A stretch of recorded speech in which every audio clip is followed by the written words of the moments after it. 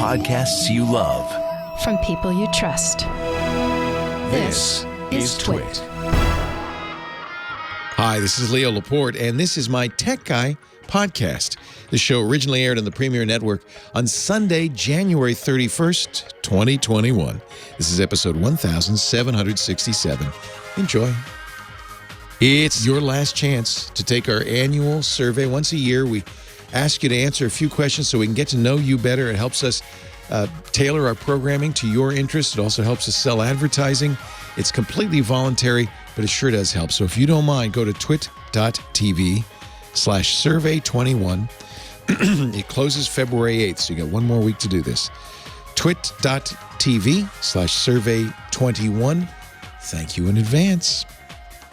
The Tech Guy podcast is brought to you by Worldwide Technology. Worldwide Technology's Advanced Technology Center is like no other testing and research lab, with more than $500 million of equipment, including OEMs like NetApp. And it's virtual, so you can access it 24/7. To learn more and get insights into all the ATC offers, go to wwt.com/twit. And by Udacity. Build your tech skills through industry-leading programs created and recognized by top companies worldwide. Get a nano degree from Udacity in as little as 12 weeks. Visit udacity.com/twit and use the coupon code TWIT at checkout, and you'll get 50% off through May 30th, 2021. Well, hey, how are you today? Leo Laporte here, the tech guy. It's time to talk tech, computers, the internet, home theater, digital photography, squeezing the shorts on the stock market, all the tech things. 8888 Ask Leo, the phone number, 888-827-5536. That's a toll-free number if you're in the U.S. or Canada, but you can still call from anywhere in the world. Just use Skype, and then they won't know. It'll be free. No one will know. 8888 Ask Leo. Every pronouncement I make here, rightly or wrongly, is recorded by our official scribe, James DeRuvo. He puts it up on the web, the World Wide Web. The address there, techguylabs.com.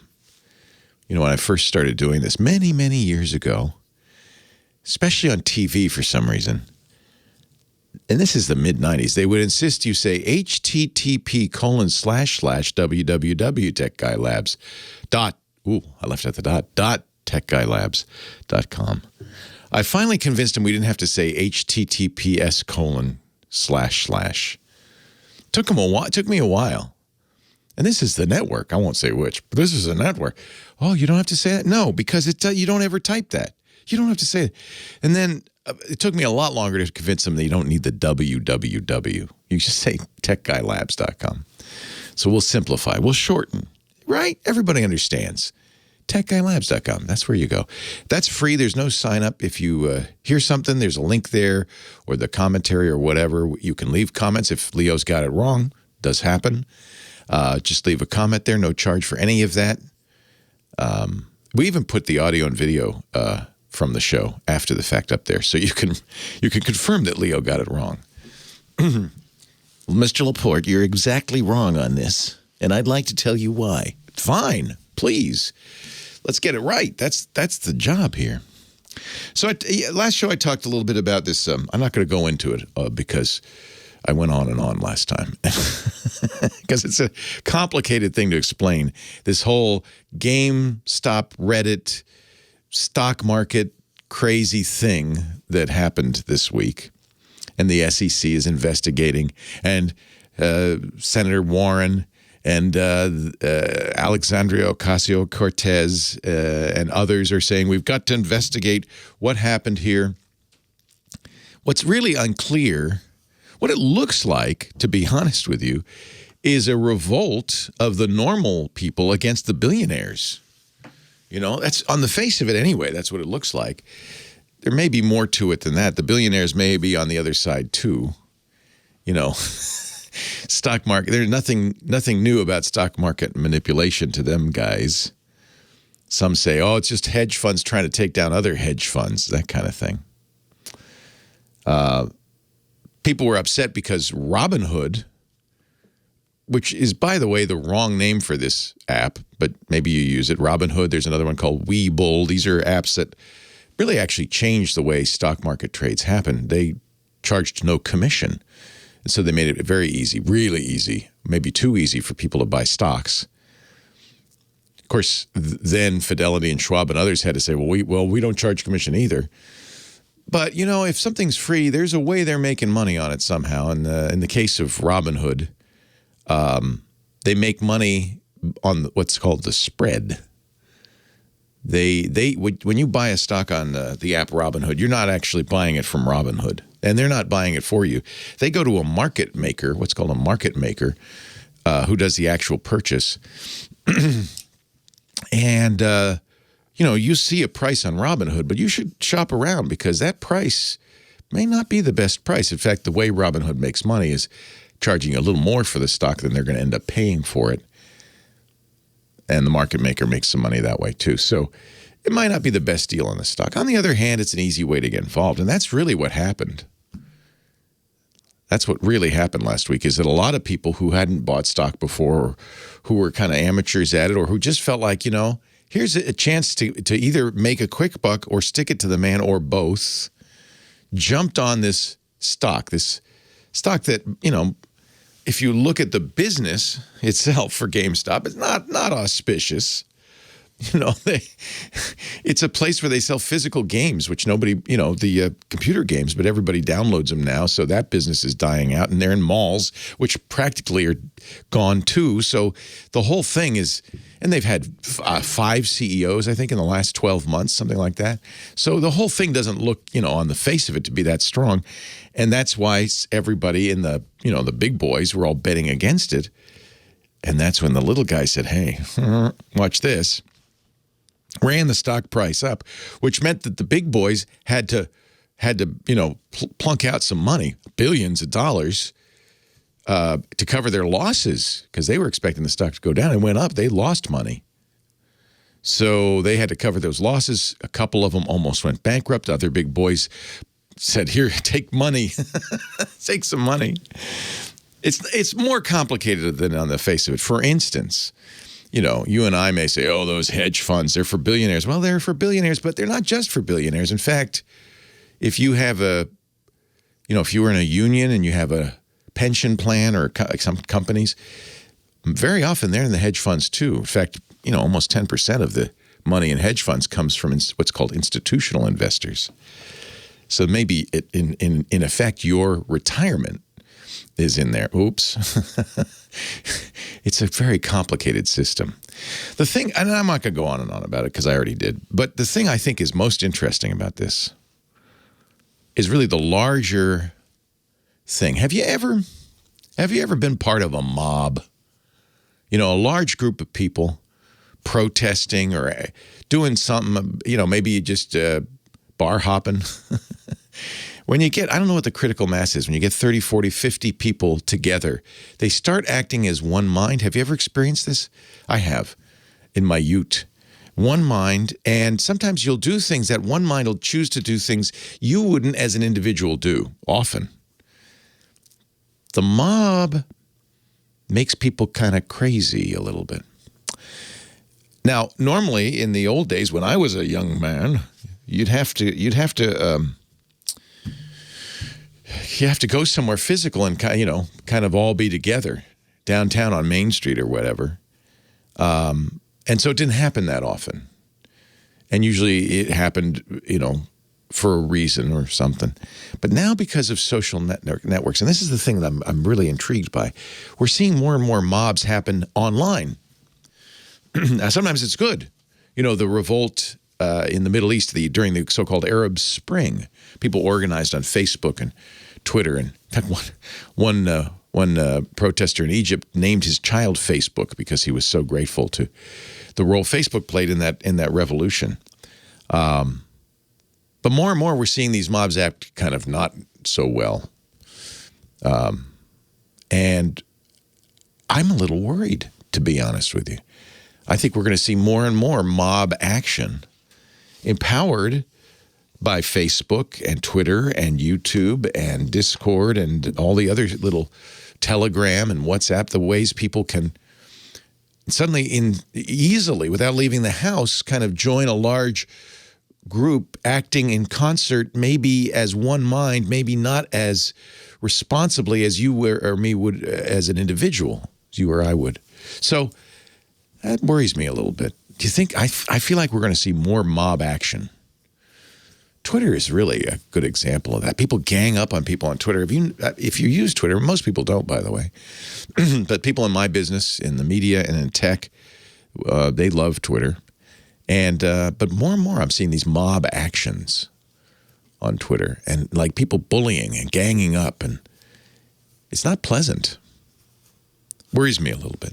I don't know what there is to say about it. It just worries me. I think this stock market thing is another example of it. Good or bad. I'm not saying it's good or bad. I don't really know. It's too complicated to know for sure. But what's bad about it is people are doing things as a mob that they might not do as individuals. That worries me. 8888 Ask Leo. That's my phone number. We can talk about that. We can talk about why your printer won't print, why your Wi-Fi won't work, all that stuff. That's what that's what we do here. I'm your tech guy, see? 888-827-5536. Love to hear from you. She's a phone angel, ladies and gentlemen, boys and girls. She's Kim Schaffer.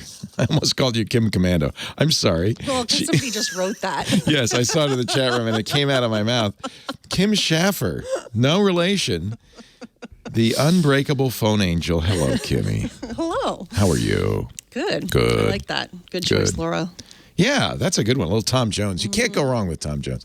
Isn't it funny? When I was a younger man, Tom Jones was considered kind of a slushy, middle-of-the-road act that only, women of a certain age enjoyed because of his tight pants. And then somehow something happened. He became hip and with it and wild. He's one of the ones that got underwear thrown at him, right? Yes. But so tell me. Yeah. Is he still hip with it? I don't even know what he looks like. I worked in oldies radio for like 10 years, and so I know all the music, but if you asked me to identify these people on the street, I probably couldn't do it. And most of them are dead. So no, I hope he's still with us. I always thought highly of Mr. Jones. So you've been answering the phones already this morning, working hard. Who should I Let's go to San Francisco. Line 1, Larry. Down the road a piece, as they say. Thank you, Kim. Hello, Larry. Leo Laporte, the tech guy. Hello, Leo. This is your longtime listener, sometime caller, calling back. We spoke a little, maybe a couple of months ago, and I told you about a concept that I had, and this is by way of first sort of giving a compliment to iDrive. I was in the middle of building a computer, and what I wanted to do was clone my existing hard drive from spinning drive onto SSD, and then just slap it in the new machine, and hopefully things would go perfectly. And that, in fact, worked out. Oh, that's good to know. That's great. I just had to sit down for a minute and read the instructions that they give you and think. And I actually called iDrive because I couldn't figure out how to burn the bootable disk. The instructions said mount a drive. So I'm thinking, I have to put it on a floppy drive. Well, I have to have a DVD burner. Let's throw it on a DVD burner. That worked, yeah. That went horribly, horribly wrong. Oh. But once I figured out that they meant, when they say that, they mean burn it onto USB. Yeah. Put it on a USB drive, and everything came up. Nice. It worked I was so happy. It worked incredibly for almost a month. Everything was fast. I could do everything I wanted to. Every program opened the way I wanted it to. It was just perfect. We should mention at this point the disclaimer, iDrive is a sponsor. Yes. FTC requirement. So, okay.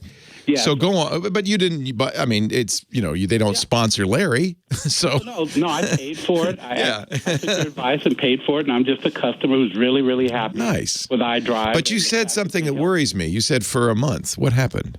Well, and I don't think it has anything to do with the backup or anything. But all of a sudden, my computer just started freezing. Oh. I'd be like surfing Facebook and it would freeze and I'd have to reboot. And so I'd come to the idea, too, that, well, I'm going to keep a clone every month. I'm going to do a clone on my SSD drive. So I always have it as a backup so I can always restore. So I started as soon as and then I couldn't get it to reboot. I'd re-click it, and the start button, it would never restart. But then finally it did, and I started to do a backup, and then it froze in the middle of the backup, and I've never been able to get it to turn back on. Like, I'll turn it on, and I've looked, open up, look inside, turn it on. I see the case fans come on. The motherboard is getting power because its lights are on. The fan for the CPU spins up. The lights on the memory light up. So after a month of trying everything I could think of, I took it to a store here in San Francisco that's centrally located. I gave up and asked them if they could fix it. So they did a review. They did a estimate, and they said they tested my GPU, my video card's fine. They tested the power supply, it's fine. They tested the CPU, it's fine. They tested the memory, it's fine. So they said it must be the motherboard. So I went out and bought a brand new motherboard. Oh my goodness! Bought another motherboard, and same problem. Everything starts. So let me stop you right here and ask a couple of questions. Okay. So you took an existing install of Windows, cloned it, put it on a different machine. No. Oh, same machine. Yes. No change in the hardware at all. No. Okay. And you're running Windows off a regular hard drive, not a USB drive, or are you? Regular SSD drive. So you copied it from the USB onto the SSD drive. I copied it from a spinning drive, and my old spinning drive onto an SSD. Okay. So you made an image, you copied it over, and it worked fine for a month. And now, it may not be related. In fact, probably isn't. I don't think it is. Yeah, it's hesitating, it's pausing. So here's what they probably told you at the store, and this is what I would tell you, unfortunately, before you buy more hardware anyway. In fact, this is what, if you have a Dell computer and you call them, or a Lenovo and you call them, or an HP and you call them, this is what they're going to say. Before they do any hardware, they say reinstall Windows. Wipe the drive, reinstall Windows. Now, you already did this once, but sometimes Windows gets messed up. But the thing is, it doesn't get to Windows.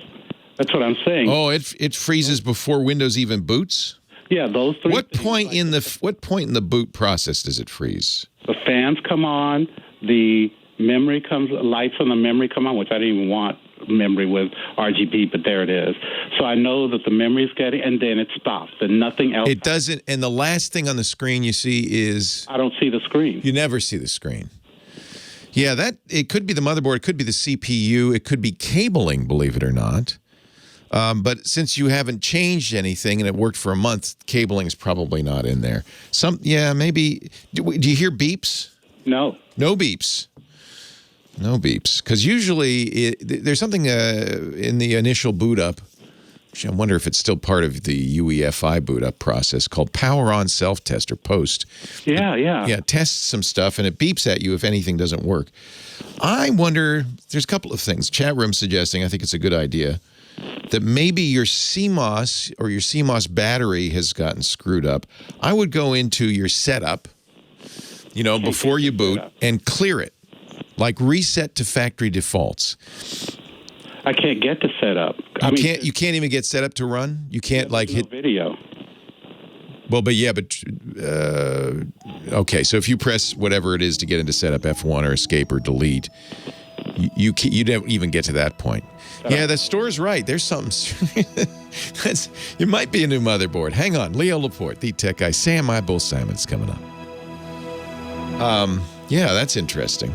Well, my question actually was, I'm thinking of taking it back to the store and having them take another shot at it, or I was thinking of trying the Geek Squad or another place that I've seen. So where did you get is this the computer you built? Yes. Okay. That's the problem with building it. I know. If Dell made it, you'd say, well, take it back. It's not working. Yeah. So now it's a little more challenging. I don't think the Geek Squad is going to do a better job than the people you're working with necessarily. That's interesting. Did you replace the motherboard? Yes. Okay. I bought a brand new motherboard off Amazon, so it was completely new. It was the same motherboard, but it's new. Do you have a discrete video card, or is it motherboard video? Discrete. It's a EVGA. Okay. Pop that out. Maybe if that's bad, could be that's the problem. See, what you got to do is, at this point, is narrow it down. So it could be RAM, it could be the video card.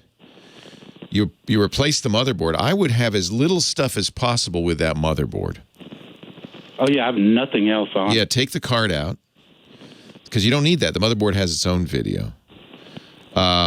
It could be the power. There's so many things that could go wrong here. It could be the power supply is not giving it enough juice. It can't get past, the point of startup. Yeah, I wondered about that. It's a 1,000-watt power supply, though. Yeah, but if it goes bad, everything was fine for a month, so something went bad. Power supplies can go bad. In fact, that's maybe the first thing. It's cheaper than a motherboard anyway. Boy, I don't know. Chat room has a lot of thoughts. Larry, have you ever been in our chat room? No. You could do it in a browser, irc.twit.tv. You could change your nick to Larry so they'll know it's you. And they have lots of suggestions. Everybody in there practically has built a computer. Maybe not recently, but there are so many things that could go wrong. This happened to me once. Somebody's mentioning if you accidentally, when you build the computer, put the posts that the motherboard mounts on, in one of them is in the wrong place, it can short out motherboards. There's all sorts of things that can happen. Power supply is the first thing I'd suspect. It sounds like it's starting up, it's getting power, but it's maybe not getting enough juice to get to the next level to boot. So that could be it. But again, I hate for you to buy hardware until we've verified. So another thing to do, which is always a good thing, is have a USB drive with a Linux installation on it.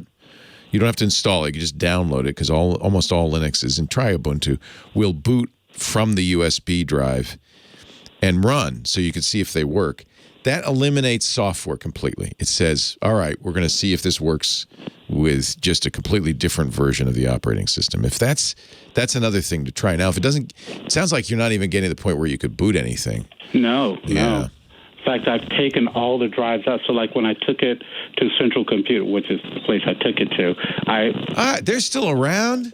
Oh, yeah. I used to work with them. I did a video for them 30 years ago or 20 years ago. Wow.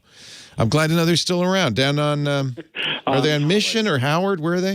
Howard. Yeah. Oh, I'm glad to know that. I trust them. That's where you got the components? No, but okay. I got those off Amazon. Yeah, I trust them. They're smart. If there's something weird going on with it, I trust them more than the Geek Squad. So you think it's a good idea to take it back to them? Yeah. And give them another shot? Yeah, because they're going to do all the things we've been talking about. Okay. I mean, I would, here's what the chat room's saying is probably good. Take the video card out, take out all but one stick of RAM. If still doesn't boot, swap that with a different stick of RAM. We're trying to narrow down what's going on. And I think, honestly, the power supply is the next thing to check. Okay, this is why, Larry, I told you not to build it. I know. No. This is why you build it. You're learning all this stuff, right? Yes. If I ever do this, what fun! Hey, I got to run. Nice to talk to you, Larry. Take care. Thanks, Leo. Good luck. Bye-bye. Our Tech Guy podcast today brought to you by Worldwide Technology and those great folks at Worldwide Technology and their Advanced Technology Center. Lisa and I went out in March to visit it. Last thing we ever did. Last trip. Although Lisa's already said the minute we can travel, we're going back to visit. It was mind-boggling. Started in one building a decade ago with a couple of racks. Now it's miles, it seems, of racks in multiple buildings. The Advanced Technology Center is like no other testing and research lab in the world. $500 million in gear from the biggest and the smallest companies in enterprise technology, hundreds of OEMs and key partners like heavyweights like NetApp and Cisco to emerging disruptors like Equinix. WWT, if you are a business, you know you need a trusted partner to help you design, build, integrate, No matter what it is you're doing, whether it's multi-cloud or apps or databases, whatever it is, on-prem or off, WWT is a trusted partner that stays with you over the years. Many of their customers have been with them for decades because they know WWT is where they can go to get the answers they need to make sure their business runs right. And the ATC, the Advanced Technology Center, is amazing. It's an incubator for IT innovation. You can go there and do on-demand and schedulable labs like NetApp's Cloud Volumes on Tap or NetApp Storage Grid or NetApp Disaster Recovery as a Service. We were just talking about that, along with hundreds of other labs representing the newest advances in flash storage, multi-cloud hyper-converged infrastructure, cloud data management, and more. Now, what's great about the lab is you can learn about these products before you launch. That's exactly why WWT built it. Their engineers use these environments to quickly spin up proofs of concept and pilots in that sandbox so customers can confidently select the best solutions. It really improves the speed to market, takes it from months down to weeks because you can put it all together, prove that it works, integrates well with your existing solutions, does what you want it to do, is as fast as you need it to be before you buy it. And then, I love this, WWT integrates it all, gets it working. They have on-site at their fulfillment warehouses all over the world. Each one has its own full-time carpenter. I love this. We'll build a custom crate because they put it all together. They don't just send you the parts. They put it all together. They integrate it. They test it, make sure it's working, and then they put it in a specially designed, unique to that particular configuration crate so they can safely ship it to you. You open the box, flip the switch, it's good to go. That's what I think is so amazing about WWT. They really go the extra mile. And you can use these, by the way. You can use this lab. I guess it was a couple of summers ago, they started up Lab as a Service, which is a dedicated lab space within the Advanced Technology Center where you can perform your own programmatic testing using that whole $500 million ecosystem WWT's built. And because it's virtual, you don't have to go to St. Louis. You can use it anytime, 24/7. It's yours. It's there for your use. Not just WWT's brilliant engineers, but you too. It's a multiplier effect of knowledge, speed, agility, anytime, anywhere in the world for WWT customers. You'll get access not just to the hands-on labs, but articles and case studies, all the tools you need to make a difference in today's fast-moving enterprise technology world. To learn more and discover why organizations across industries turn to WWT to guide them on their digital transformation, visit wwt.com/twit.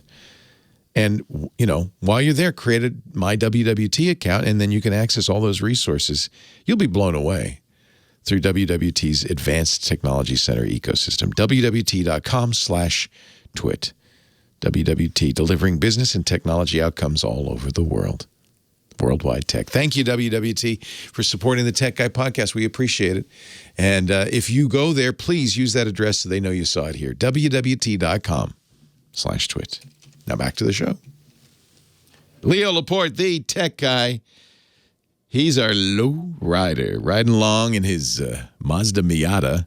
It's pretty low, too. Sam Abuelsamid, principal researcher, Guidehouse Insights. He's also a podcaster. If you love automotive stuff, you'll love his Wheel Bearings podcast. You can get it at wheelbearings.media. Hey, Sam. Hey, Leo. How are you this week? I'm great. How are things in Ypsilanti? Snowy today. Got a couple inches of snow. Snowy Ypsilanti. Yeah. So I see you sitting. I can tell it's a Tesla. I know it's a Tesla because there's a new design for the Model S that instead of having a round steering wheel, it has like a flight yoke, like you'd find in a Cessna. Yep. In fact, I've seen some people say that's not safe. It probably is not. I think clearly, when they put this together, it's cool looking. It's very cool. Let's make it really cool looking. Eventually you're not going to have to drive anyway, right? Well, that's a whole other story we don't have to get into today. But so they replaced the traditional circular steering wheel with something that looks like a flight yoke. Nothing on the top. Basically, if you think of a traditional steering wheel, from the spokes at the 9 and 3 positions. Everything above that is cut off, and then the bottom part is cut off. So with it normal, flat. where they tell you to hold the wheel at 10 and 2, you can't. There's nothing there. Right, because there's nothing there. There's nothing there. So you have to hold it at 9 and 3. You have no choice. Because, or at the bottom. At the bottom. So this, I think, somebody was probably looking at, a picture of the steering wheel in a modern Formula One car or GT prototype, something like that, that often have this steering wheel that looks something like this. But there's a big difference between those cars and a Model S. Those cars have really fast steering ratios, which basically means that when you're turning, going around a racetrack with one of those, you're never turning the steering wheel more than about 75 or 80 degrees, even on the tightest turns. So you're never doing things like 3-point turns, right, or anything like that, where you're going hand over hand shuffling the wheel. This you can't do that. That's ridiculous. That's every car I've ever had. You have to do the hand over hand, but there's no round wheel. You can't do hand over hand. So this seems like a bad design on the face of it. And it is, and that's not the only bad thing they did here. Oh, what's that? If you look at other photos of this thing, you'll notice that there's no stock for the steering column or for the turn signal. And no stock for the transmission shifter. So there's no way to mechanically to select park, reverse, neutral, drive for turn signals. There's a little touch surface on the left-hand spoke, so you can tap on there to engage your right or left turn signals. But it's otherwise there's no stocks on the column, which is again a bad idea. In a tweet, Elon Musk said something about that it'll guess for you, whether you should be in park, reverse, neutral, or drive. That also, I saw that. Is that true, or is he just joking? Is that true? You can never really be sure with Elon. I think it is. I mean, certainly the images that they've put out, and they're saying there's not going to be a transmission selector. The only way to select the gears manually is to actually do it in the touchscreen. So there's no physical control for that, which I'm not 100% sure is even legal under. That's crazy. Hey, Sam, turn off your video because you're getting a lot of lag here on Skype. Sam joins us on Skype, and I think the video is okay. There you go. Now your sound will be much better. So, what's the legality of all that? That's still an open question. A lot of people are trying to figure that out. NHTSA, the National Highway Traffic Safety Administration, has not weighed in yet, so we don't know. But based on what I've read of the regulations, I don't think that this is going to be legal the way it is, particularly for the shifter. That's something that I think there has to be a physical control for that.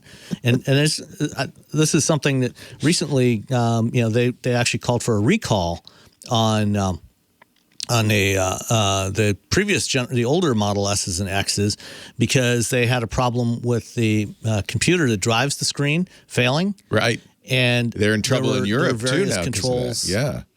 Yeah, there were various controls, like things like the backup mirror, the backup camera are displayed on there. That's required by law to be there. And if the screen dies, they're supposed to fix that free of charge.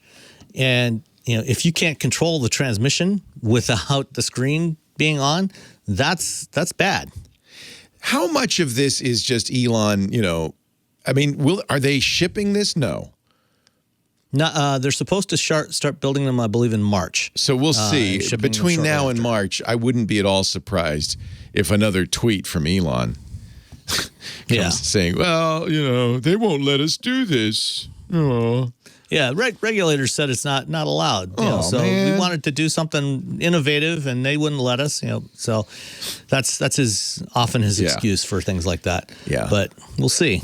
People who have Teslas love Tesla. I mean, really love it. Yeah. And I was a Tesla owner. I had a Model X for 3 years, and I did love it. My wife, not so much. Normal people, not so much. I saw somebody say, if you're a computer geek, you love it because you're used to things breaking, not working, being a little strange, having to figure it out, having to do workarounds. That's normal in tech. But if you're a normal person and you expect a car to safely get you from point A to point B, you might be a little disappointed. Yeah, there's certain core functions that just have to work. They're they're not allowed to fail, or if they fail, it has to alert the driver so the driver can bring the car to a safe stop. Safety first. If your screen fails and now you have no way to put it in park, that's not so good. What are you going to do? So the other thing he did, and you're sitting in front of the new screen in this so-called Model S redesign, is you can play video games now on that big 17-inch screen. Yeah, they've had some video games like Asteroids and various other ones for a while now. And on the latest Model S and X update, they've got a more powerful computer driving this thing, and it's now a landscape screen instead of portrait like it has been. So one of the things you can apparently play on here is Witcher 3, which I guess, if you're sitting around at a charging station waiting for your battery to charge, it's not so bad to be able to play some games. Yep. So you're throwing a little subtweet at Mr. Musk. That's okay. That's okay. That's allowed. Nothing wrong with that. I mean, when I'm sitting charging a car, if I'm usually sitting there playing on my phone anyway, so why not do it on the screen? And for him, as long as you can't do it while you're driving. It's a little flex because he's saying, look how powerful our computer is. You could actually play, video games on it. Not that I ever wanted to. His car also passes gas. That's real, right? Yes, there is a fart app built into that was an over-the-air update that came out about a year ago. And you can broadcast it out loud from, so people around the car hear it, right? I believe that is the case, yes. I haven't actually tried it, but I believe that is the case. Just grow up. I loved my Tesla, but note I did not buy another one when the lease ran out, and now I'm buying a Ford, a Mach-E. So, after a while, sometimes the fun and games wear thin. Sam Abuelsamid, you can find him at wheelbearings.media. That's his Wheel Bearings podcast. He's a principal researcher at Guidehouse Insights, and he's my and your personal car guy, joining us every week to talk about automotive tech, such as it is. Well, I bet you by March, we'll see something a little different. It looks cool, though. It looks like the Batmobile. Looks like you're driving the Batmobile. The Kit from Knight Rider. Or Knight Rider, the butterfly. Leo Laporte, the tech guy. Cuckoo. Wow. And yet, Tesla fans will defend him to the death. But yeah. They certainly will. It does seem dangerous that you can't do the hand-over-hand. How would you? Yeah, I think this is just a really unless they're doing something funky with the steering as well to make the steering ratio much faster, which I don't think that they're doing. I think that would be crazy because people aren't used to it. They drive into things for the first few days until they got used to it. Yeah, I can't imagine how this could go forward. Yeah. And actually, somebody was poking around on the website, on the order site, and did the view source the other day. Yeah. And actually found a reference to another image and posted another image. It's basically the same photo, but with a conventional steering wheel on there. Yeah. With a round steering wheel. So it may be that they will offer that as an option, or maybe that'll be standard and this thing will be optional. And then a few hours after they posted that image online, that the website was changed and that was no longer there. Oh, interesting. So yeah. Who knows what they're going to do? Yeah. Elon. Richest man in the world still? Close to it, if not. It's either him or Jeff. One back and forth. Bezos, Musk. Bezos, Musk. It's so much money that it doesn't really matter. Yeah, it's kind of it's wild. Irrelevant. Yeah. It's just bragging rights. Well, let me know. You're going to drive this week. You're going to drive the Mach-E. Let me know. How it goes. I'm going to do some range testing. I'll see how that goes. So I'll have it for about 3 days. Fun. Looking forward to that. Have a good time. Thank you. All right, Sam. Take care. Have a good week. Bye. Bye. Leo Laporte, the tech guy. 8888 Ask Leo, the phone number. Jeff is in High Point, North Carolina. Hello, Jeff. Hi, Leo. Good morning to you. Good morning or good afternoon to you in North Carolina, or as my friend Ant says, North Kakalaki. Have you ever heard that? Too many times. Okay. I had never heard it before. I thought it was funny. What can I do? Sorry about that. What can I do for you, Jeff? So this is kind of like the issue with your first caller, but more complicated, and I need a bigger shovel and ladder to get out of this hole. Uh-oh. So 5 years ago, because I have the date written down, you helped me swap a 500 megabyte spinning drive for a 1 gigabyte SSD. Good change. An old Lenovo. Yep. Yeah. And it worked great. I bought the little cable and got whatever program you told me, and I cloned it.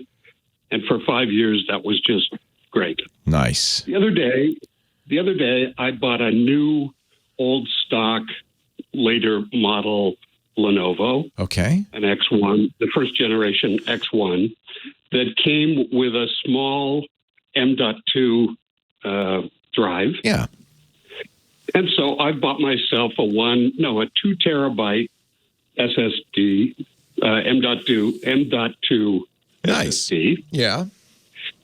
And I managed to get that thing in there, and after a while, get it running just fine. It's one nice thing about those Lenovo ThinkPads. More recent versions, they're starting to solder stuff in, but that X1, that original X1 Extreme, is you just unscrew it. There it is. It's sitting there. You unscrew the M.2 drive, pull it out. It's got a little socket. Put the new one in, screw it down. You're good to go, right? Sort of. Maybe not. What happened? Okay, so yeah, I finally got the thing running. One of the issues is that the old Lenovo is running Windows 10 Home. The new one is running Pro. Okay. But eventually, I got a new install on the new machine with the new drive, so it's running fine. Okay. Now what I want to do is transfer my stuff from the old SSD, the 2.5-inch SSD from the old machine to the new machine. Right. Okay, so I guess I can't do an image because an image... No, you don't want to copy Windows. You only want to copy your data. Yeah, and the programs. Why? Oh, that's more complicated. So, not recommended. Not recommended. But I have no way to do it? Well, there's a way to do it. It's not recommended. Here's why. When you install a program on Windows, it doesn't just put an exe file in your programs folder. It puts all sorts of stuff all over the drive. It changes the registry. It puts DLLs, libraries, in various places, sometimes the C directory, sometimes elsewhere. Windows installs are not monolithic. And so you can't just move it. It's really tightly sewn into the Windows install itself, which means if you're not moving the whole thing, it's very hard to move just the app. There are app uninstallers out there that will do their best to find every bit and piece of the app, but it's not guaranteed to work. It's really much better, if you can, to reinstall the app. But if you don't have, I take it you don't have the install. That's right. It's a legal copy, but it's probably an upgrade of an upgrade of an upgrade. So nowadays, this is, because of this, most companies now offer downloads. The serial number is all you need. In fact, many cases, you can log into your account at that company website and get the serial number. It's a much more straightforward process, and that's really for that reason. Installing from a disk, you rarely do it anymore. Right. So older programs, you might have some problems. There are uninstaller apps, something like Revo, R-E-V-O, uninstaller. That's RevoUninstaller.com. And try before you buy. I suspect you can, and maybe I can't guarantee it. But if you could try before you buy, it might be a good idea to see if it can do it. You understand why it's even for a good program, and this is a good one. I mean, as uninstallers go, this does all right, but it's a challenge because they have to look in the registry. They have to look all over for DLLs.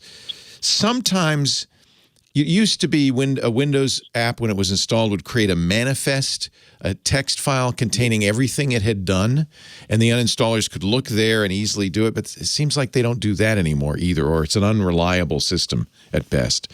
So my experience is but you know, if you want to do it, do it. But yes, you don't want to. What you don't want to do is Although, had you tried, doing a full image of the old M2 and putting it in the new one? Had you tried that? Because yes. Well, eventually I managed to make that work. The problem is that the Office program isn't on the M2. It's on the 2.5-inch on the old machine, which is running a different version of Windows. It's Windows. So again, that's why Microsoft now says subscribe, and you log in with your Microsoft account, you own it, you install it, no problem. So you have an old, what do they call it? The eternal version. I don't think that's until last week. Internal until last week. Yeah, you might. I mean, honestly, the best thing to do with Office, if you really do use it, is to buy it's not much. It's like $72 a year subscription, admittedly. So you're going to pay every year, but then it's always up to date. You don't ever run into this problem. You just, you get a new machine, you install it on there. You can revoke the permissions for the old versions if because you install, I think, 4 or 5. One last. Oh, by the way, and I should clarify because the chat room saying, what is he talking about? He doesn't want to uninstall. He wants to move. Yeah, because most uninstallers, because to uninstall is the same process. Instead of deleting it, they copy it and then move it over. So most uninstallers are also movers. That's why I realized that might confuse you. In fact, I found something poking around. I used Acronis, if that's the name. Acronis, yeah. Acronis, and they have some kind of a thing that theoretically will let you. Oh, okay. They're good. They claim to be able to move Office. Okay, that's worth a try. If you have the permanent eternal version of Office, it's worth a try. But my advice, really, I mean, first of all, that's pretty old, I would guess. Yeah. Yes. Yeah. Quite a bit.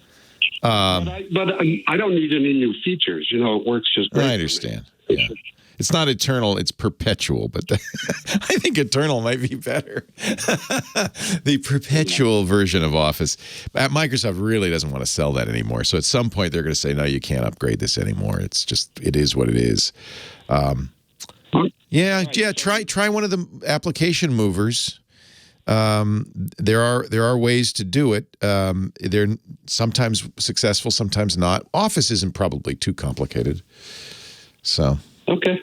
And I guess what you could do is if you move it and it doesn't move effectively, maybe run the installer on top of it to fix it.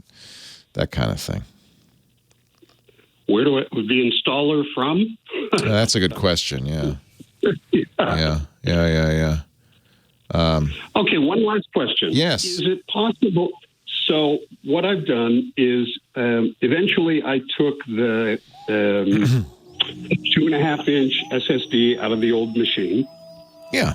In order to try to do some backing up and so forth on the new machine. Plugged it in, works just fine. Yeah. I've somehow managed to screw up that install Windows. Hang on, because I have to take a break, but I will. We can stay on the phone. We'll talk on the off the air. Sorry, I had to cut you off there. So, if you have your serial number, somebody in the chat room is saying a lot of repair shops have over the years collected just the installer, not all the files, the installer. If you had your serial number, you might be able to get the installer from some repair shops to run, or you might even be able to find it online. I suspect you could find it online. We're talking about the Office installer? Yeah. You just need that one little program that installs it, because it'll download the Office from online. What version? What's the most recent version that you have? I'm thinking it's 2017, maybe. That's pretty recent. I bet you could find it online. As long as you have your serial number. That would be a much, much better way to do it. Which I probably don't. Yeah. Okay, quickly, the other issues. So I've got this 2.5-inch SSD taken out of the old machine. Right. And I'm putting the documents, I plugged it into the new machine, putting documents on and so forth, and that's working just fine. When I put the 2.5-inch back in the old Lenovo, somehow I've managed to corrupt Windows so that it won't start on the old machine. Okay, so the solution to that is to wipe that thing and reinstall Windows Home. No problem. But is there a way, what do I want to back up on that old drive before I wipe it and reinstall Windows? Here's what I would do. You can buy enclosures that turn that M.2 drive into an external SSD, which is actually really nice. Which I'm doing. Oh, that's what you're using. You're not reinstalling it. You're just plugging in the USB port. Exactly. Oh, okay. I'm not sure why it got corrupted. That's interesting. Yeah, it won't run. It won't boot. The drive is fine because it won't boot into Windows. Yeah. Because when I push the drive into the new machine, using that enclosure, I see everything. I see my documents. Everything is there.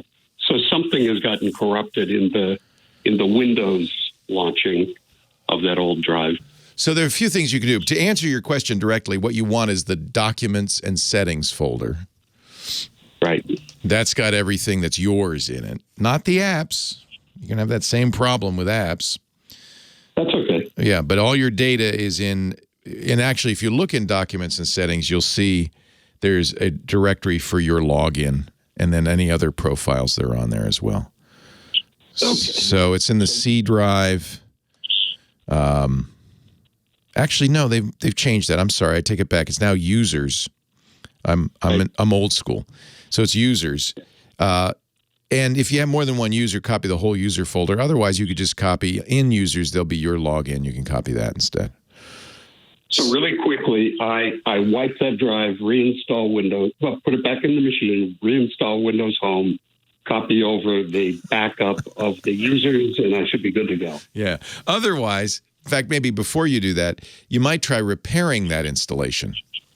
So, yeah, I've tried. Oh, you tried it. Okay. Yeah, the first in the installer, there's a repair module, and you can run that, and that didn't fix it. Okay. Yeah. What I've done is I've downloaded the ISO, and that's the only thing that'll let me start to play with it, and it wants to wipe it. Yeah. Well, but if you go into the options on the ISO, there should be in the options a repair option, unless they've taken that out. Yeah. I can't get there. Okay. All righty. Yeah, good luck. Yeah. Backup users. All right. Yes, sir. Thank you. Take Bye-bye. care. Yeah, document settings. Little bit antiquated. Users. Well, hey. How are you today? Leo Laporte here. I am your tech guy. Time to talk about computers and the internet and home theater and digital photography and printing and smartphones and Windows installations and M.2 SSD drives and all that stuff. 8888 Ask Leo is the phone number. 888-827-5536. That's toll free from anywhere in the U.S. or Canada. Outside that area, you could still reach me, but you'd have to use Skype or something like that to call. Shouldn't cost you anything, though. 8888 Ask Leo. Everything you hear on the show gets jotted down by our official scribe, James DeRuvo. Hello, James. And put up on the show notes page at techguylabs.com. That's our website, techguylabs.com. This is episode 1767. So you just go to that episode number. It's all broken down into hours and segments, and you can find the thing you want and read the answer, see the links, all of that. So you don't have to write anything down. And that's free, no sign up. techguylabs.com. I'm too lazy to have a newsletter, don't worry. No salesman will call. Back to the phones we go. Jacob on the line from Montreal. Hello, Jacob. Yes, hello, Leo. How are you? I am well. How are you? Okay, very good. I'm keeping all right, thank God. Listen, Leo, I just wanted to ask you a quick preamble before my question. Sure. Are you related to? I think he's a New York comedian, Rich Laporte. Probably. You know, all the Laportes come from Quebec. Oh, I didn't know that. We're all related. Yeah. In fact, there's a big family reunion in Montreal every few years. I haven't been, but my father has. And yeah, they all are related to a woman who came from France in the 17th century. She was the original Laporte. And you know what's also interesting is almost every state in the U.S. has a town named Laporte because we got around, man. Very nice. Anyway, listen, I want to ask you a quick question about 2 terabyte backup USB drives, external backup drives. My friend told me something interesting. I want to run it by you.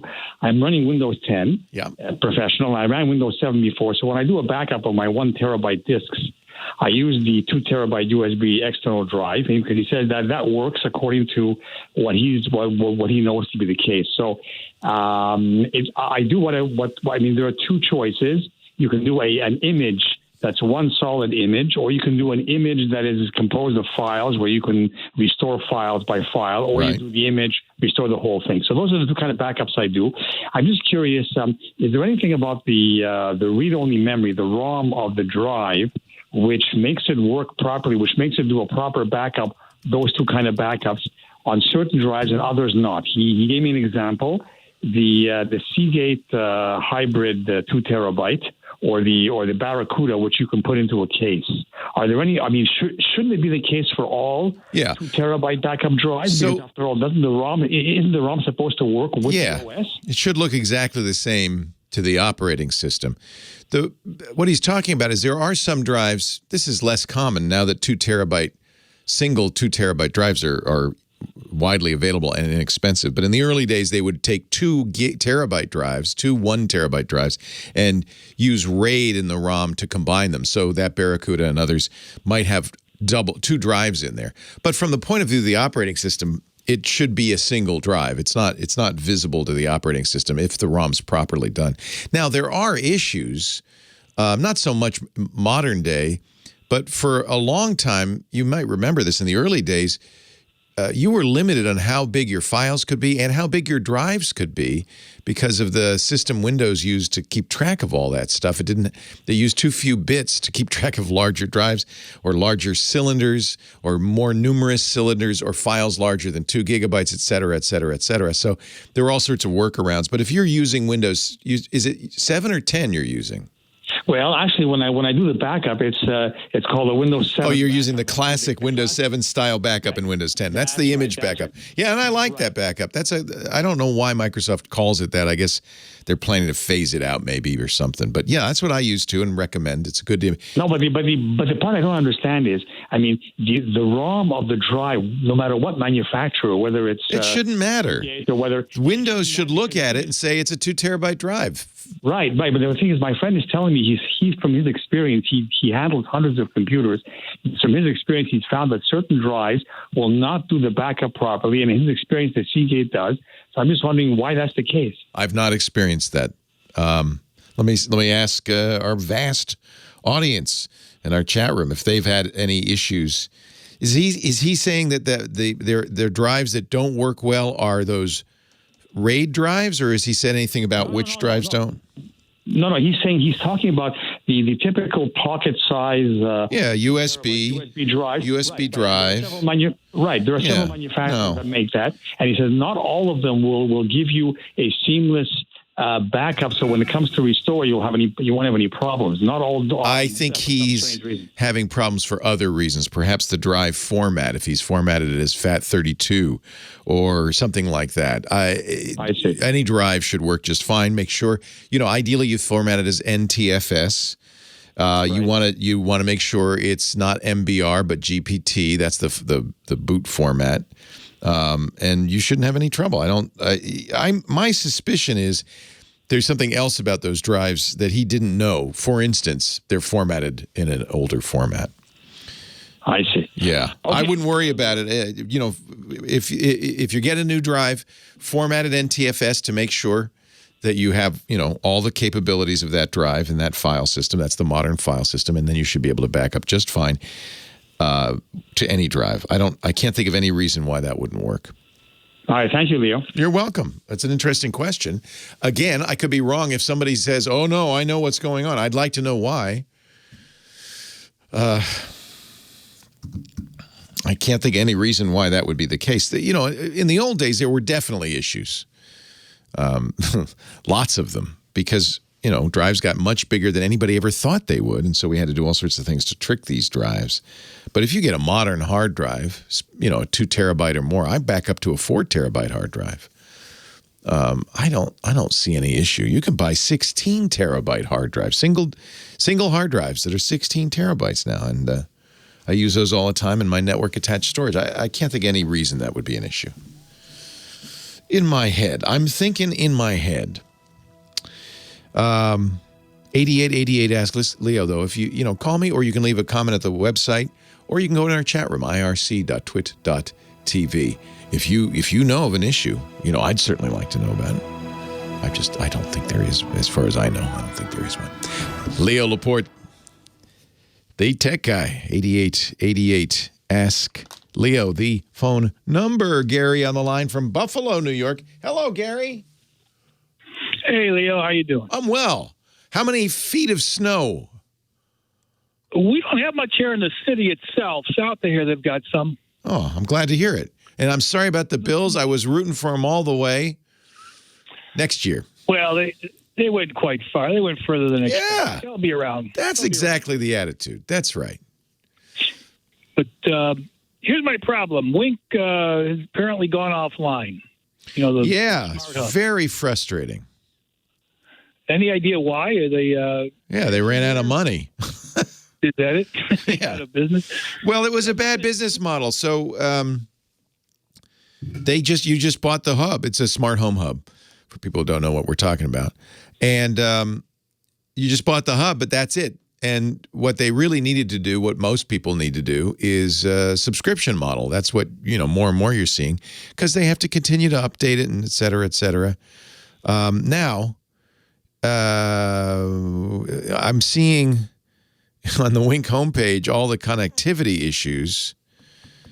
I'm hopeful. It's been going on for 5 days now. Yeah. They say the last thing they posted 3 days ago is we've identified the issue and are implementing a fix. So the thing that Wink did is they went subscription, right?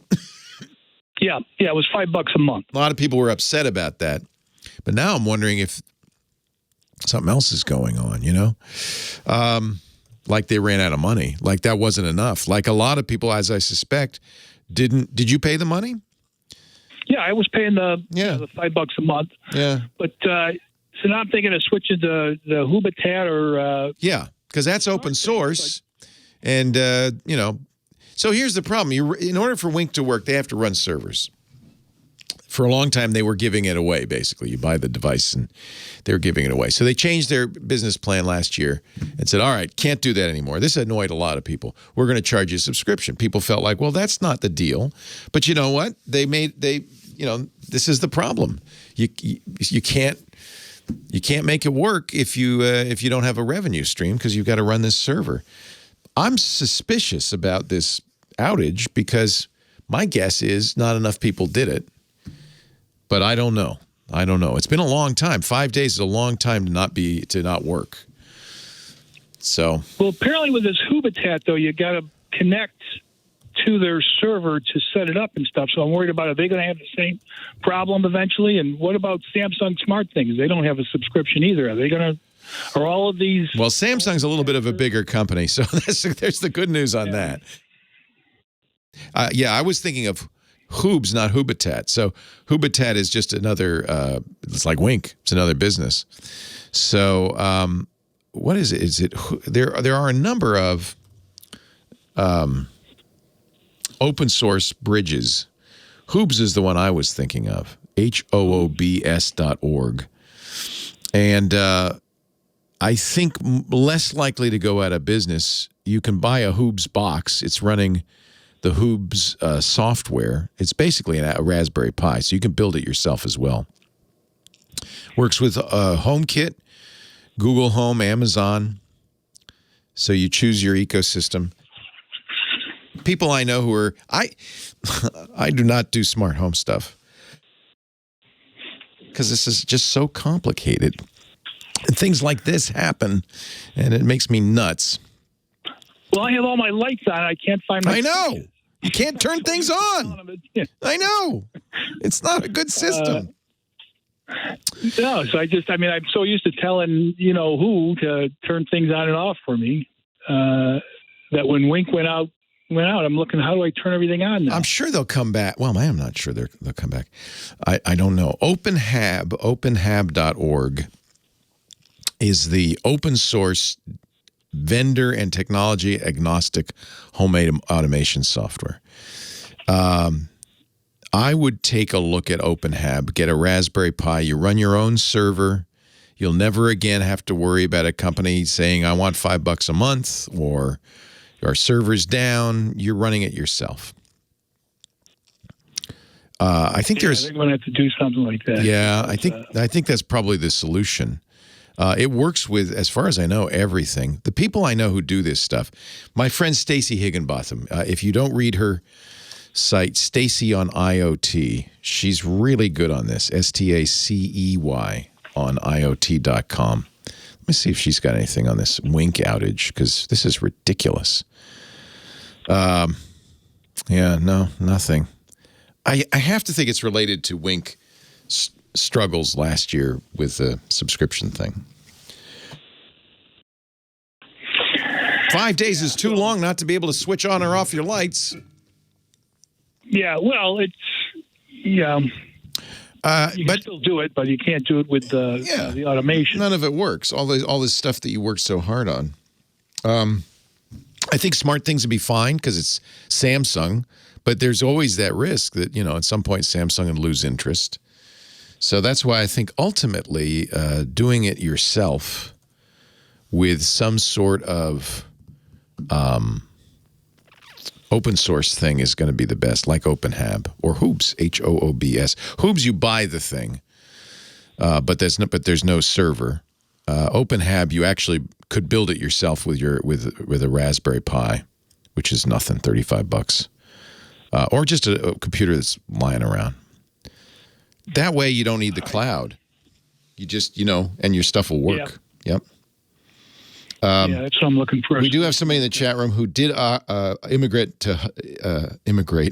migrated to Habitat, the one you were talking about, the Elevation. But I think that anything that's going to have a server is always going to be risky that at some point they may, go away. Yep. That's too bad. I think Wink will come back. I'm gonna vote for Wink figuring it out. It seems odd though that it's almost a week now. Yeah, it's been a week, so that's that's concerning. Like they stopped putting up updates. Yeah. 3 days ago they stopped saying anything. The last status update was the 28th, and they said we've identified the issue and we're implementing a fix, and then nothing. That's 3 days ago. Yeah. Come on, man. Somebody was suggesting maybe it was a ransomware thing, and the fix is to figure out how to. Could be. But you know what? Could be. That happens a lot, right? Yeah. Yeah. It's interesting. I don't know. Somebody else says the Habitat is basically a local server. If it's something that's going to run locally, even if you have to set it up initially through their server, once it's running locally. I think that's a much better bet, don't you? Because then you don't have to worry about it.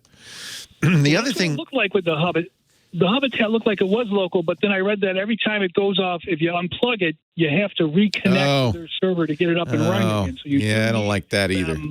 Every once in a while. Yeah. This seems like a bad on the face of it. Do you want to have your home light switches have to connect to the internet to turn on and off? That's crazy. It seems on the face of it a bad idea. Yeah. Yeah, I would say look for something that will work locally. The other that is security. One of the problems with Internet of Things devices in general is they often have security flaws and become a gateway into your network. If somebody figures it out, and this has happened with a lot of devices, so somebody in Russia can get into your network using this device. So what the recommendation of almost everybody who's into security is separate your IoT network from your computer network. Now, this is non-trivial. Most routers, you can't do it. You have to get some advanced gear to create virtual LANs or VLANs. But the advantage of having your own server, of having those devices never contact the outside world is, well, that's a little bit more secure, isn't it? Chris Marquardt, photo guy, coming up. It's time for a photo review. Stay tuned.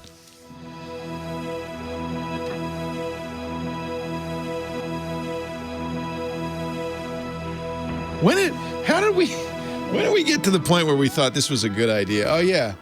I'm just going to, like, my garage door, my lamps, my music, that's all going to require a connection to the outside world. It's going to require a server run it by some third party that I don't know who they are.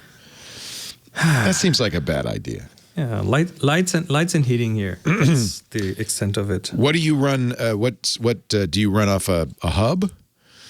Oh, it's HomeKit. HomeKit, Philips Hue. Yeah. Apple's not going out of business, and Apple has a high priority for security, so I think that's probably trustworthy. I feel okay with it. I mean, okay, the Zigbee protocol has been sort of hacked, so someone might be able to sit outside of the curb and turn a few lights on or off with a lot of energy and boredom. I think you want to run your ideally. We're in the countryside. I'm not really. Yeah. Ideally, you'd run your own server, though. You wouldn't. I could, but I've played with what was it? Homebridge, like a Raspberry Pi based system, which that's what Hoobs is. It's Homebridge. Yeah. And it was a bit complicated. So yeah, that's true. I mean, that's the nice thing about Apple. I'm lazy too. HomeKit's simple. Yeah, it's very convenient. Our show today brought to you by Udacity. I love Udacity. I really do. I feel like it's funny. I'm a big believer in learning, right? I'm a lifelong, what they call a lifelong learner. And I try to learn from books. I try to learn from YouTube videos, and some stuff I can. But it wasn't until I discovered Udacity, and this was about almost 10 years ago, that I really realized this is what I need to learn in a way that I can use those skills. Udacity was created about 10 years ago by Sebastian Thrun, who was at Google. He said, we can use the internet now to provide people with real education, to master the skills that tech companies are looking for to get a job in tech. And that's what Udacity does. It's affordable. It's accessible. They even have free classes. But also, it's done the right way. And I'll explain what I mean. Once you enroll as a student, Udacity.com, UDACITY, Udacity.com/twit. Once you enroll as a student, you pick, by the way, go there now and look at some courses. There's a whole catalog. You're going to be prompted to view the online course. You watch the videos, but you also will be assigned a series of projects. And I think that's one of the things that makes a big difference. You can follow along, but then you have to do it. You have to apply it in your own project. There's support courses designed to help you develop job-relevant skills like building a portfolio on GitHub or on LinkedIn, help you get a job, help you network, help you get noticed, get the job you want. When you do these projects, they're reviewed by qualified professionals in the industry, and you get real human help, actually mentorship. And that's what I missed. I was trying to do this all on my own, that mentorship, the personalized code reviews. 24/7 mentors. That's a huge difference with Udacity. Udacity works with some of the biggest companies in the business. It started with Google, but they do Microsoft, IBM, AWS to create these nano degrees. You can learn online. You get a nano degree program. You'll get classroom mentorship, moderated forums. You get the project reviews I was talking about. It's totally personalized. You're going to build the skills that these companies are looking for. That's why they do it. They realized we don't have the workforce we need. What we need to do is create a way to learn that anybody can use anywhere in the world. And believe me, when I say that, 160 plus countries now, 13 million registered users all over the world. They've completed more than 1.3 million projects, completed and passed. 150,000 nanodegree certificates earned. That nanodegree is so valuable because then companies know you've got the skills they want. There are nanodegrees from IBM, Microsoft, Google, AWS. And they're free courses if you just want to see how this works. Give it a try. Flexible payment options. You can learn at your own pace. Go to udacity.com/twit and find out if you've been looking to polish your skills, business skills, marketing skills, coding skills, technology skills. Perfect example. It was on the webpage. I found this. Francisco Gutierrez. He wanted a better job. He wanted a better life, but he couldn't afford a 4-year school. It was just too expensive. He did try community college, but he never got the skills that he felt like he needed to get a real job. He participated in the Grow with Google Udacity Challenge.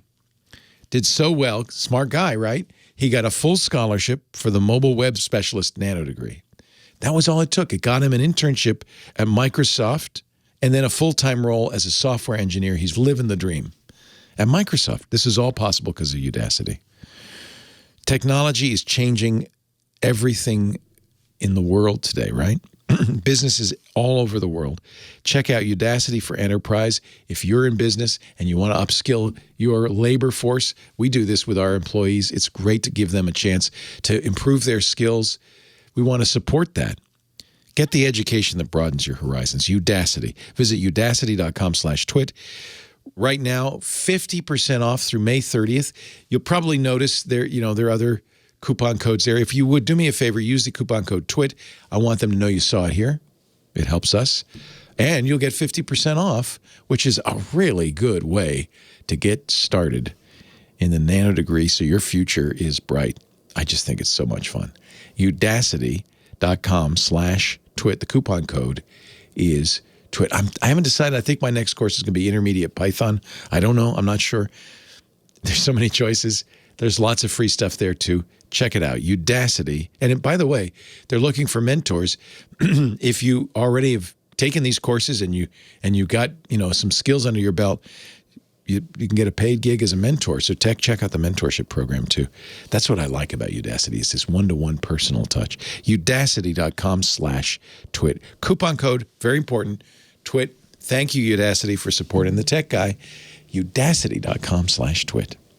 Ladies and gentlemen, time for our photo guy. Chris Marquardt, my personal photo sensei at sensei, SENSEI.photo. Hello, Chris Marquardt. Good to see you. Hello. We have some vintage photos today. We do. It's assignment review time. Pictures of old-timey stuff. Well, I was kind of hoping that someone would interpret this more of post a few pictures of bottles of wine or something. Oh, like that kind of it's vintage. Only old stuff. It's only old stuff. So. Yeah. But a lot of it, this was one of the bigger ones. It's kind of fun. There's a bunch of Beanie Babies. I guess that's old stuff, Beanie Babies.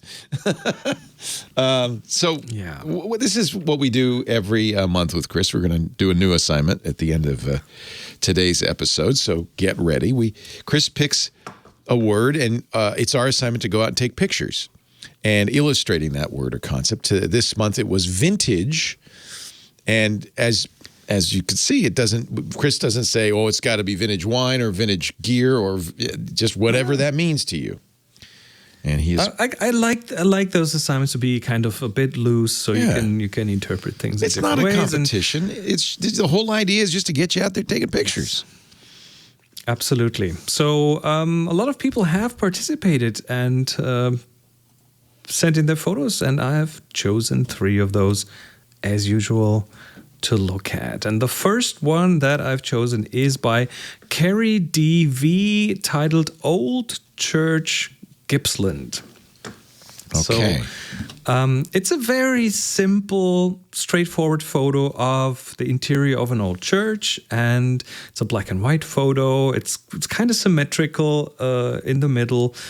And the reason I picked that was something, when I look through those photos, I don't look at all of them in full screen. I look at them in the thumbnail size, and something about that light pattern on the ground in the middle grabbed my eye. So I opened that one up, And I really like the way the light, plays with the shadow in that aisle. You can see crisscrossing patterns of reflections and of shadows and of direct light from a church window. And there's some again, like mirrors almost, maybe reflecting off those benches. I really like that pattern. So if I had something to criticize on this photo, I would probably crop it in even closer, just on that bit of the floor there with the lights, because that is, beautiful light.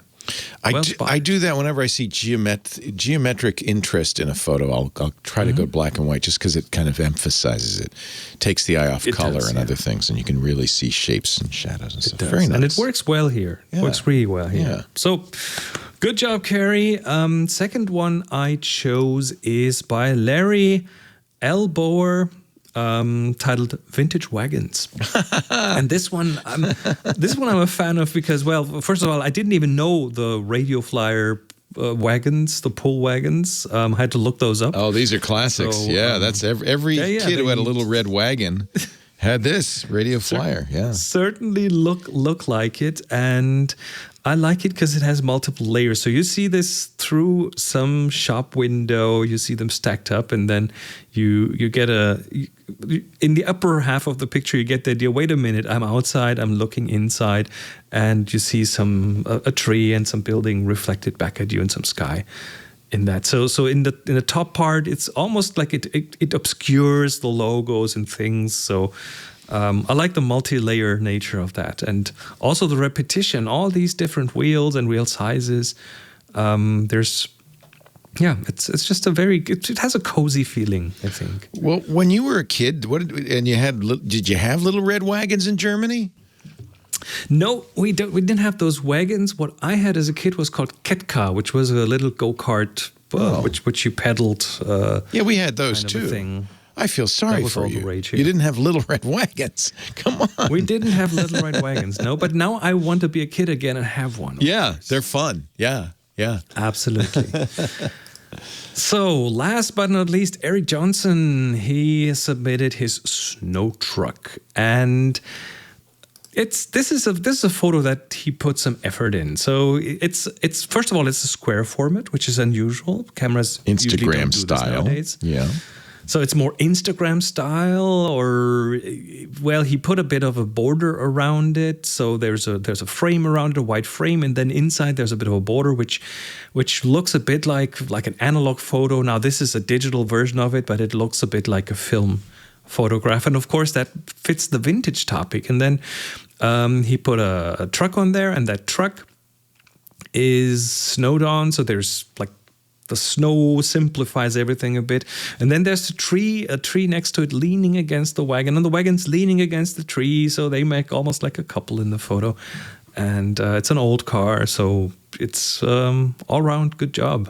Awesome, Eric. Really, really pretty. In fact, I was thinking, vintage, that made sense, vintage vehicle, but he added a lot to it by putting it in the snow. Looks like it's kind of abandoned. Yeah. Really nice. Yeah, it says vintage all around. So that's vintage all over. Good job. and those two, the tree and the car leaning against each other. I like that. Yeah, that's kind of interesting, isn't it? Yeah, a couple of angles in there. Yeah. All right, now you've been doing this alphabetically. So V to U V. W is next. W is next. We'll run out of letters pretty soon. But until then, we still have W, X, Y, and Z. And W, the word has been suggested by Steve King, CDA, on the Flickr group. We do this on the Flickr group. We give we have a little thread there where people can suggest the next word, and the word is weird. The word is weird, and weird was the word. I love it. There we go. We're going to have some fun with this one. Now, here's the idea. I'm pretty sure. You don't have to use a fancy camera or anything, your camera phone or whatever you've got. Instamatic if you had it. A Brownie if you had it. That'd be weird. But go out and these are new pictures. You're not going to go through your old stuff. The whole point of this is to get you out and taking pictures. So get that brownie in hand and go out and about, or we'll look around the house for something weird, whatever that means to you. Take a picture. You can upload as many as one a week to our Flickr group. Flickr is a photo sharing site, free to all. I'm a pro member, so are you, Chris, I know, because we want to support it and we love it. Flickr.com. Yes. Great place to share your photos. They just updated their iOS app, so now they have Flickr Widgets on iOS 14, so I'm excited about that. In fact, maybe that's what I'll do. I'll make the Tech Guy group be my widget, so I'll have a picture from our Tech Guy group, because that's where you're going to submit these.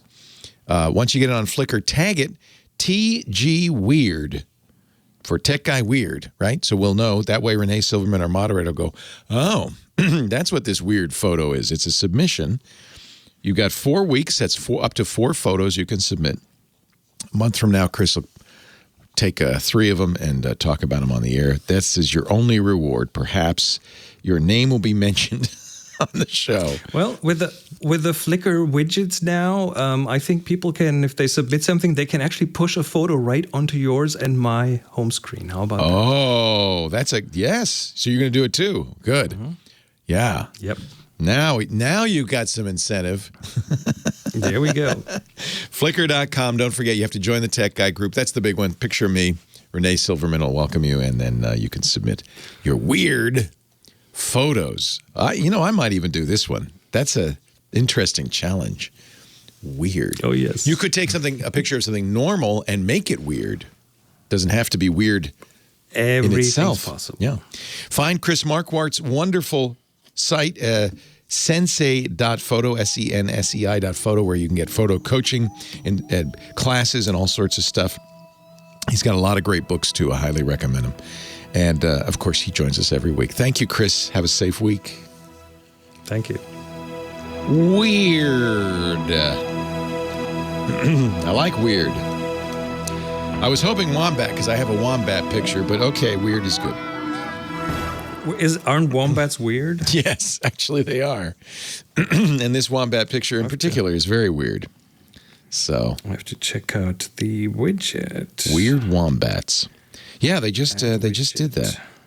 So that's kind of cool. I didn't even know. Yeah. So can I configure that to? I don't know. Yeah, I haven't tried that yet. I hope. So. I would hope that you could pick collections. If they didn't do that, we would encourage them. I think it just picks one from the Explorer. Oh, that's not as fun. That's not as fun. It doesn't let you choose where the pictures come from. That would have been really cool. Well, we'll figure it out. There's ways. There's the scriptable. Have you looked shortcuts into the could do it. Sure. Shortcuts, maybe scriptable. Someone might be able to. I'm sure pull that off. Maybe someone's listening. Maybe someone in the chat room can do that. Make a little scriptable script. You have an assignment. There we go. Thank you, Chris. All right. Have a good one. See you next week. Bye-bye. Take care. Bye. Leo Laporte, acting his age, 8888. Ask Leo. I'm really now intrigued by this Wink outage. One thing Wink says is, Wink is that home automation hub that we were talking about earlier. Wink says it will continue to work locally, but don't unplug your Wink hub. I guess if you unplug it, then it has to phone home. And then, of course, home won't respond, and so your Wink hub will stop working. So if you've got a working Wink hub, don't mess with it. Local control will continue. But it's been a week, and so I'm very curious what's going on. If anybody listening works at Wink, 8888 Ask Leo, what's going on? What's going on? And, I think for home automation, maybe it would be a good idea not to be beholden to some third party that you have to log into to be able to turn your lights off or on. Mike in Alhambra, California is next. Hello, Mike. Leo Laporte, the tech guy. Oh, hi. Hi, Leo. How are you doing? I'm great. How are you? Oh, I'm fine. I was just wondering that I just got the internet, and I just wondered if wait a minute. You just got the internet? Like you just got it? Yeah. Nice. You didn't have it before. I never had the internet before, but I signed up for it, and but what I want to know is if there's any computers that can talk to you, you know, or in Braille. Yeah, they're both. So I take it you're blind. I am. Yeah. So do you have a screen reader in general? I don't think so. I don't really. Okay, so you just got a computer too. So there are a lot of blind users use computers and smartphones. There are two ways to interact with it. The normal kind of, most common way is with a screen reader. And there are a lot of screen readers out there. Are you using Windows or Mac? Do you know? I have anything yet. I just got. Oh, okay. Okay. So when you get a computer, if you get a Windows computer, the problem is these are very expensive, these programs. They have a limited audience, and for some reason, this is very commonly the case. We call this accessibility, the idea of giving people with different abilities access to the computer, for instance. And accessibility programs are way overpriced. I think they assume that you're going to get support from local government or from an insurance company or the veterans or somebody. Veterans is, but JAWS is the best known one that works with Windows, and it's a screen reader.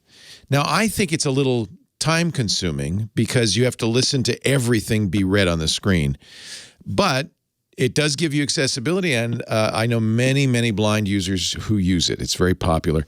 It is expensive. If you don't have the support of an agency, there are third-party or other screen readers. There's open-source screen readers. There's one called Orca. Get it? Orca is like a JAWS. But I don't know if Orca is easy to use because it's open source.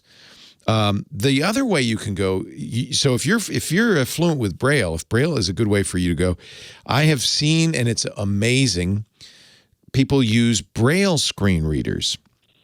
And what it does is it connects to your computer via the USB. You don't have a screen, obviously. This is your screen. And it raises dots. So it actually displays for your fingers the contents of the screen on this Braille screen reader. Also very expensive. This one I understand because it's technically very sophisticated. It's called a refreshable Braille display or Braille terminal. And that's another thing to look at. You could go to the American Foundation for the Blind or local organizations like Lighthouse. I don't know. Are you in touch with anybody in this regard? No, I haven't been in touch with anybody. Okay. So if there's any organizations for blind folk in your area, call them because they'll be able to tell you all the things that are out there. They'll be able to help you set it up. And maybe, most importantly, they'll be able to help you pay for this because they can be very expensive. I've seen these Braille screen readers. They're amazing.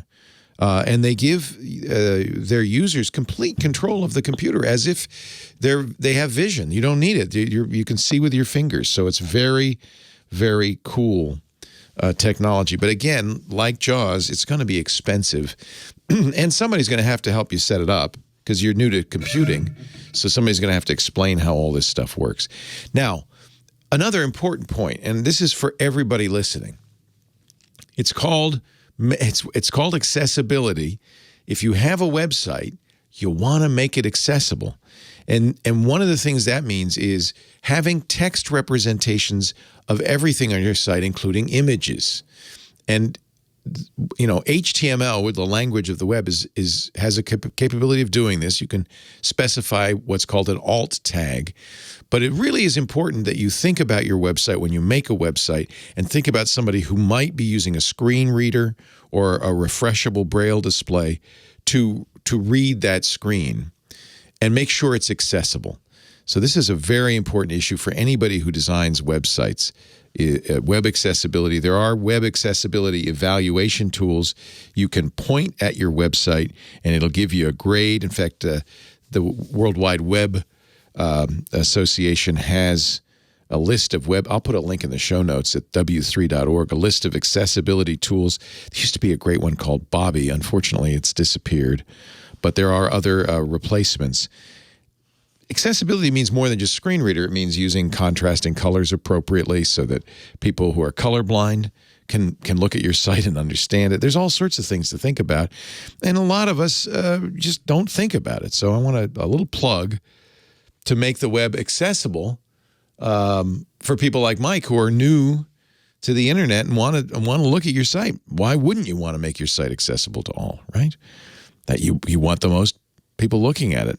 So there are a number of tools that you can use. If you're a web developer, you should have at least a few of these in your back pocket to check and make sure that you're doing the right thing so that Mike can use the web. Welcome to the internet, Mike.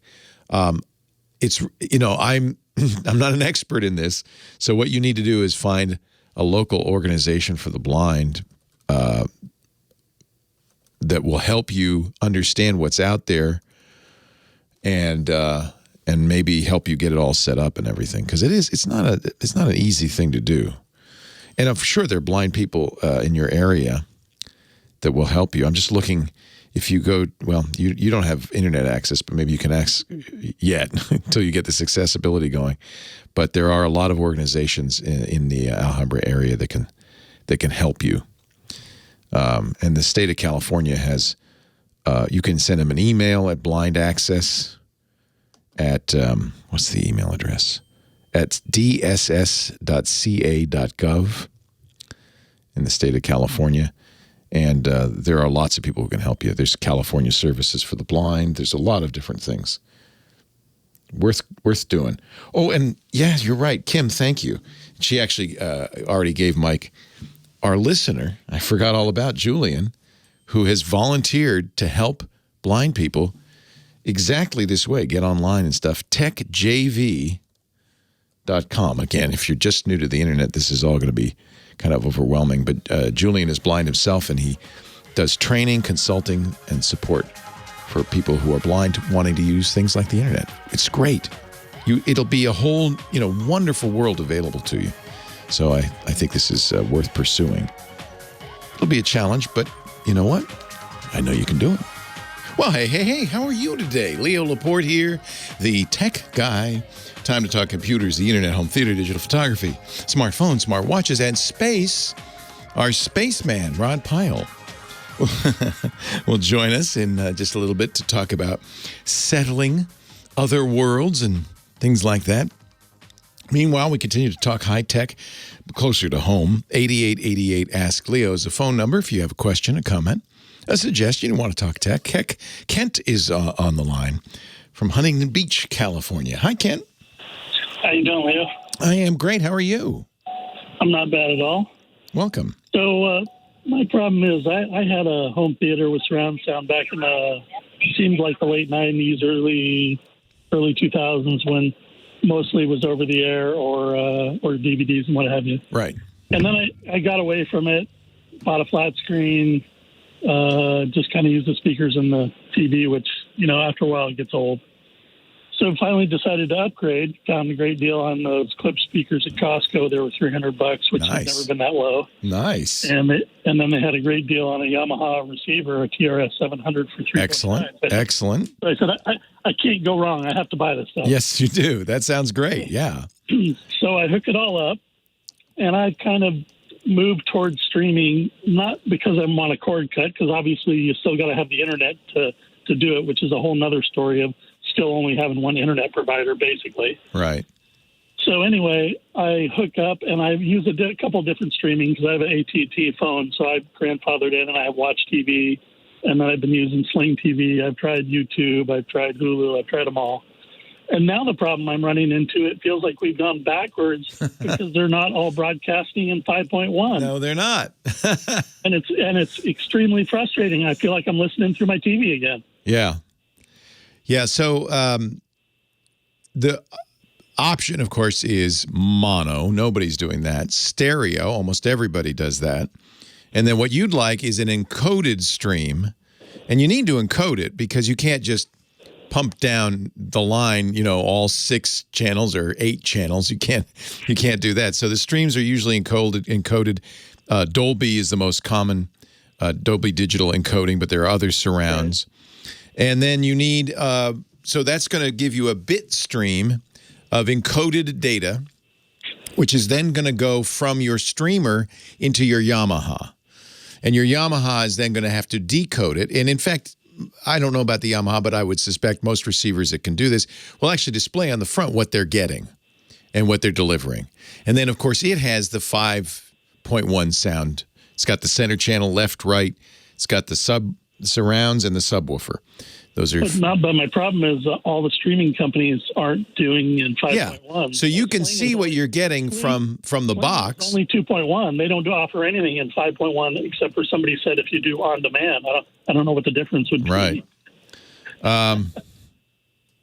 Sling's TV streams, at least it used to in 5.1. So I'm curious. And I've tried different streamers. It says where available. Live TV stereo only. Yeah. Got it. Because I have a Roku TV. I try that. I also have a Fire Stick. I try that. Because some stuff you can't get. I can get Watch TV as an app on Fire Stick, where I can't get it on Roku or TiVo Stream. So I've kind of been leaning towards the TiVo Stream. And they all have their little weird idiosyncrasies. Like I can't log into Motor Trend app on TiVo Stream, but I can load the app. Well, you're right. It's gotten worse in some ways because we're in this transitional period between cable television, which was the only way anybody could watch anything 10, 15 years ago, and now everything over the internet. And yeah, there's varying capabilities. That is a little disappointing. I'm looking at this. A Sling is stereo only for live broadcasts, probably because a lot of those live broadcasts are stereo, let's face it. On demand, which means usually you're watching a movie or something that is already encoded in 5.1, well, they just pass it along. So if you're watching Netflix, almost everything in Netflix is Dolby encoded. Yes. If, so that's I understand it's frustrating, but there's nothing you can do about it. You can only watch it in the Hulu I found a little better. So yeah. It's going to start leading me towards whether I pick a certain streaming company or not. I think it's the live TV that's the thing. A lot of what Sling TV is about is watching your locals. And isn't over the air 5.1? No, I don't think so.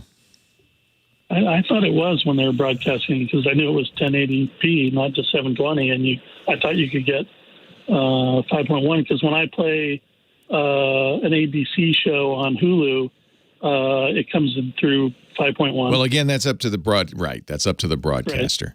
So if you're watching HDTV broadcasts, they have enough bandwidth that they can include a 5.1 signal, but it's going to be up to the broadcaster. So, like I said, I just felt like it's all gone backwards because. Yeah, and Dolby Digital could be mono, by the way. Just because it's encoded doesn't mean that all 6 channels are there. It could easily be encoded, or mono, not even though it's encoded. So. Look at your Yamaha, and it's going to give you the accurate indication of what you're getting from that stream.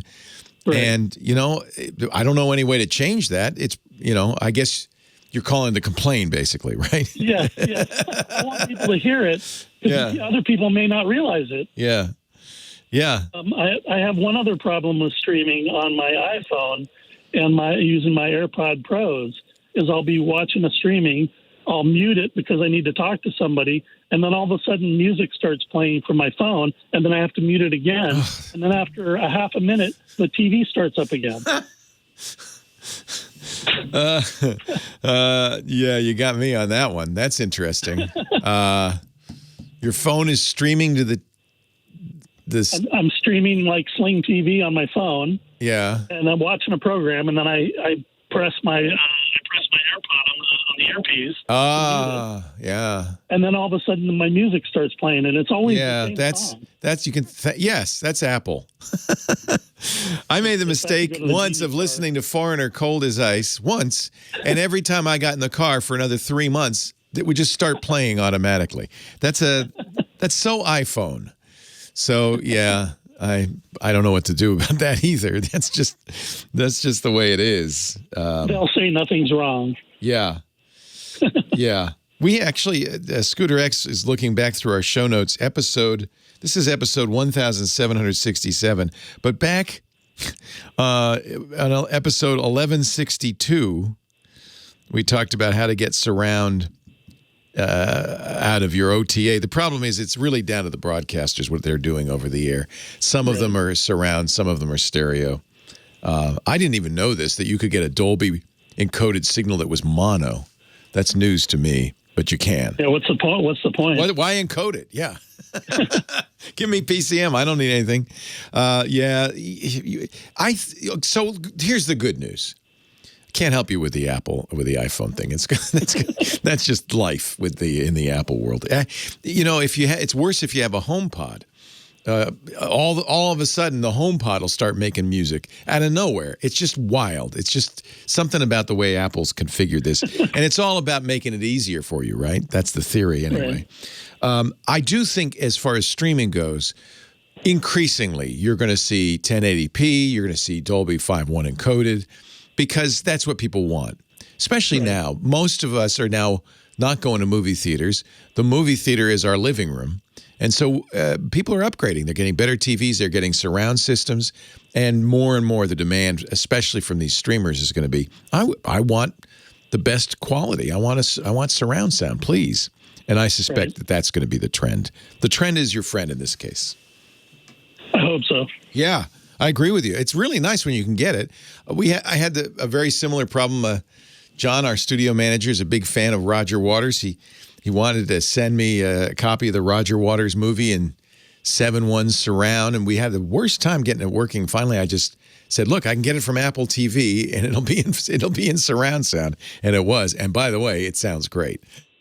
Well, that's the thing. Once you get used to it, you want to have that surround. It's really nice.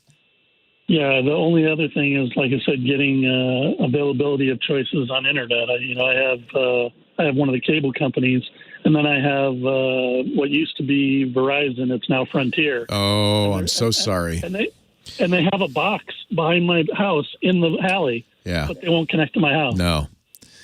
Yeah. Welcome to the wonderful world. I think in some ways we have it worse in the U.S. because it all started here. So we have all these legacy systems lying around, and everybody's competing against one another, and nothing. I think that's part of the problem. Is this all started here. We've got all the old stuff. And they fill up my mailbox and they fill up my TV with ads about this great deal, and you can't get it. You can't get it. There's a box behind the house, and they still won't hook it up. That's hysterical. Yeah. That's hysterical. I wish you luck. And you can always call to complain. I share your disgruntlement. It's too bad. Really is. It's too bad. But it's also life in the big city. Leo Laporte, the tech guy. Rod Pyle, our space guy, coming up in just a little bit. First, Robin on the line from Los Angeles. Hello, Robin. Hey, greetings, Leo. How are you? Greetings and salutations. Absolutely. So my question is, I have Dish and a new TCL 65-inch beautiful TV. Nice. Yeah.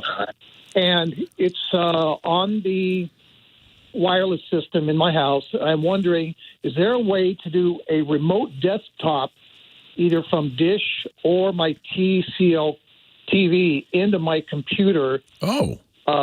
So when you say remote desktop, I think your computer into the TV. You mean you want to watch your TV on the computer? No, I want to pull up my desktop on the TV. You do want to go from the computer to the TV. Yes. There are a couple ways, many ways to do this, depending on hardware. You can cast it. That's the Google technology. I don't remember. Your TCL has Roku built in, right? Yes, it does. Certainly a standalone Roku will let you cast your desktop or your Chrome browser or anything that has the cast icon into the Roku. So I suspect it'll also work on the Roku TV. But you have to install the casting app or the appropriate app into the Roku. Let me just look real quickly. How do I cast apps like YouTube or Netflix from my phone? Oh, no, that's not quite the same. But it's similar. You could do Roku or Netflix, but you can also, if you launch Chrome, what do you want to see on your computer? Do you want to use, on your TV, you want to use it as a computer monitor, or you just want to send stuff over? What kind of stuff do you want to see on the screen? I want to see my desktop and use my TV, like a remote desktop, so that I can use my, use a keyboard and a mouse and manipulate and see Windows 10. Yeah, basically it's a computer monitor and instead of a TV. And you're using Windows 10? Yes. Okay. So on the TV. This is something they've added to Roku, which is great, which is the ability to cast to Roku, either with Google's Chromecast or in the case of Windows, you can use Miracast, which is the Windows screen sharing technology, to actually connect up to the Roku. So you want to make sure you've got Miracast working on Miracast working on your Windows 10. That's the Windows 10 screen sharing. And then you should, if you have it installed, you should be able to, if you're all on the same network, project. It'll actually add a project button in your Action Center on Windows 10 to a wireless display, and you should be able to see the Roku. If you select wireless display, it'll scan through devices on your Wi-Fi network. Chromecast would be one, an Xbox would be one, a Roku would be another one. Pick the Roku, and there's your screen mirrored up on the TV. It might be a little lag, depending, on your Wi-Fi and so forth, but it actually is pretty usable. I've done it. It's pretty usable. Yeah, I mean, God forbid I should get up and go in the other room. Yes, heaven forfend. Then next step is you're going to get a wireless keyboard and mouse, and you're going to be just sitting on your lounger with your feet up on the coffee table, computing away. Already got it. So, yeah, if you're near it, of course, you could do an HDMI cable, but this Wi-Fi will work. You do need Miracast on your Windows 10 computer. I'm trying to remember if I installed that. I think it's built in. It's I think you should be able to just do it. I think I saw that in one of the apps on Windows 10. Yeah. It's mirror casting. I will put Miracast. I will put a link. Oh, actually, we already have a link in the show notes describing how to do this. There's a lot of ways to do this. It's a nice feature that Roku relatively recently added, and because you have a late model TCL and it comes with Roku TV, I think it updates that in the TCL as well. All right, I'll give it a shot. All right, nice. Burning out my fuse up here alone. I finally figured it out. Ladies and gentlemen, it's time for our rocket man himself, Rod Pyle. He's editor-in-chief of Ad Astra magazine. I have some copies right here. This is a great magazine for people who are into space. Pathway to Mars, The Summer of Mars. Of course, the author of the Apollo 11 50th anniversary book with Buzz Aldrin in the foreword. And he is also editor-in-chief of the magazine, which is the official publication of the National Space Society, NSS.org. You've got an event. Is it this week, Rod Pyle? Yeah, it's on the 4th. Yes, sir. Right. And it starts at 9 o'clock Pacific time, goes for about 8 hours. And it will go out on the NSS's Facebook page, space.com's main page, because they're partnering with us, and a service called E360 that goes out on Roku and Apple TV and so forth. Nice. And I thought I'd maybe talk about one of the interesting presentations that we're going to be giving this week, because I really enjoyed it. Is this event about space settlement? It's called Space Settlement 2021, right? Yeah. It's fairly exclusive to that subject, although, there's a lot of increments between here and getting a lot of people living up there. So we talk about increments, we talk about defense. The last third of the day is going to be a presentation from a competition that high school students all over the world come to, called the International Space Settlement Design Competition. We have a couple of them, but that's the one that's highlighted at the end of the show. And that's about an hour and a half on what kids can expect from something like that and how beneficial it is for going into STEM fields and stuff. And I tell you, I got all these testimonials from kids, and of course, they come in 50 different formats and orientations, so editing them is a joy. But they are so enthusiastic and thrilled, and I mean, they're saying things unprompted, like it made my dreams come true and it got me into Swarthmore, and now I can be an engineer, and it's so just neat. Great. Yeah. So I really felt that was important. But what I want to talk about was living in lava tubes on the moon or Mars. Thought much about that? No. Well, of course, both of them are hostile environments. Neither has air. Right. Mars has a regolith that, if inhaled, will kill you instantly. The moon, apparently you can grow potatoes there, but I don't know what else. So, these are going to be difficult. And they always talk about building like geodesic domes on the surface and stuff. But you could live in lava tubes? Well, here's the conundrum. So domes and habitats on the surface, even made out of metal, still struggle with mediating radiation and micrometeorite impacts, but particularly radiation. Without an atmosphere, stuff just blares down on you, cosmic rays and space dust and all sorts of stuff. There's nothing to protect you. We're here protected. Thank goodness we have an atmosphere, but you wouldn't get that on Mars or the moon. Yeah. Hey, do me a favor, Rod. We did this last time. Turn off your video because it's a radio show and it's screwing up your audio. I don't care how good you look. Okay. Bye. There we go. We don't need to see you. It's a radio show. There we go. Yeah. Okay. So we're going to figure this out for sure. Why lava tubes? Let's talk about lava tubes. Why lava tubes? On the moon and Mars. Well, a few years back, there was a Japanese probe called Selene that was mapping the moon with radar, and they were going over this area called Marius Hills, which is the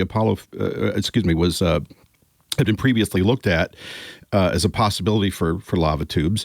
And they got a double return on their radar pulse and said, hey, there's some big cavern down there. So NASA got data from their Grail mission after that, which is a gravity mapping mission, and said, yeah, looks like there's something down there the size of Philadelphia, this big cave. Wow. And these things form on both these planets by lava flows that are moving across the surface a long time ago.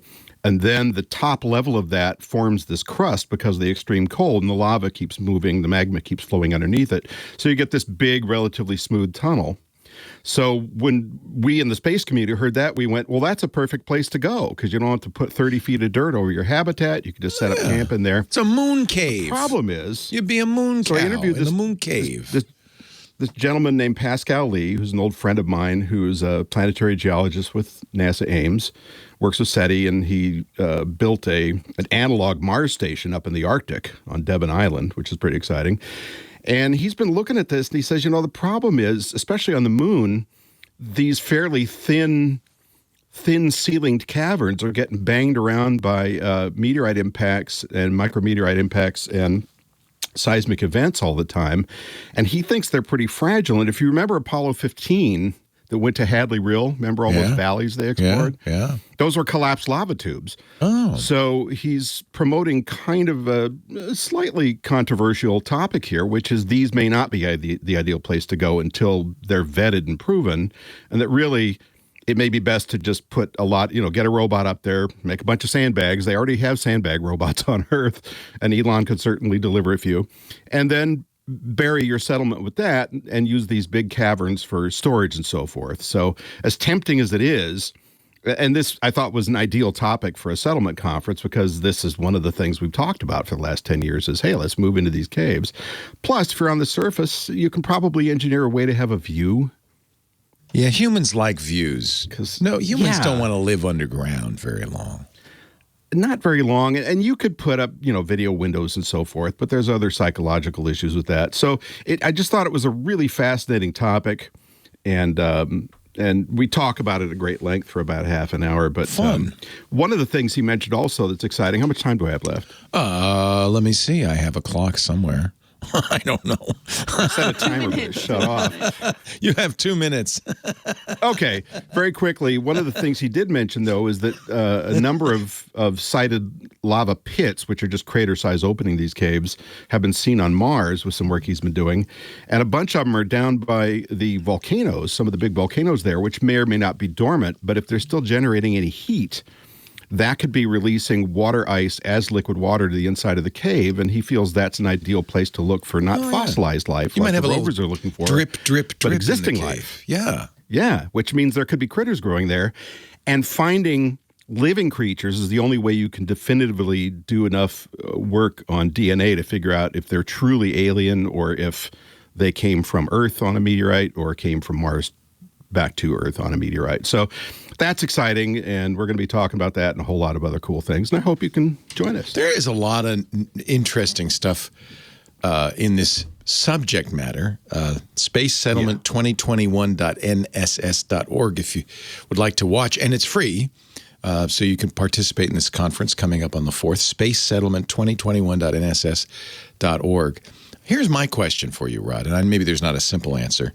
You know, Elon says he wants to die on Mars, just not on impact. He thinks great quote. Yeah. He thinks we'll be living there, and maybe it'll be a one-way trip, but we'll be living there in the next 5 years. That seems a little ambitious. When do you think we'll start colonizing either the moon or Mars? How soon is that? Well, I interviewed Gwen Shotwell, his president, and asked her that very question, and can she close the business case? And she felt very confident that they could, but as we know, he does tend to be a little aspirational. I think, human missions there are realistic within about 10 years, sooner if he's able to pull off what he wants to do. But in terms of real settlement, masses of people, 15 years, and 20 years maybe. Certainly I think we should go back, but why live there? What's the point of that? On Mars or the moon? Either. Is there why would we can we just visit? It's a nice place, but I wouldn't want to live there. You know what I'm saying? There's a lot of scientific reasons to go there, but on the moon especially, we want to be able to get at those ice water deposits because we can make rocket fuel and other things from those. And that, because you're not transporting that off Earth anymore. It's a starting point. That really opens up the solar system. Yeah, so it's industry. Yeah, it's industry. Rod Pyle. The event is coming up on the 4th, Space Settlement 2021.nss.org. Thank you, Rod. Always a pleasure. Thanks, Leo. Have a good week. Leo Laporte, the tech guy. No. The moon is worse than Antarctica. Yes. A lot. It's colder Antarctica, and hotter. you can breathe. And there's no air. Yeah. I mean, I can understand why we want to go back. And I can understand why we would want to set up things that would, turn water into wine or whatever. But does that require the people, move there?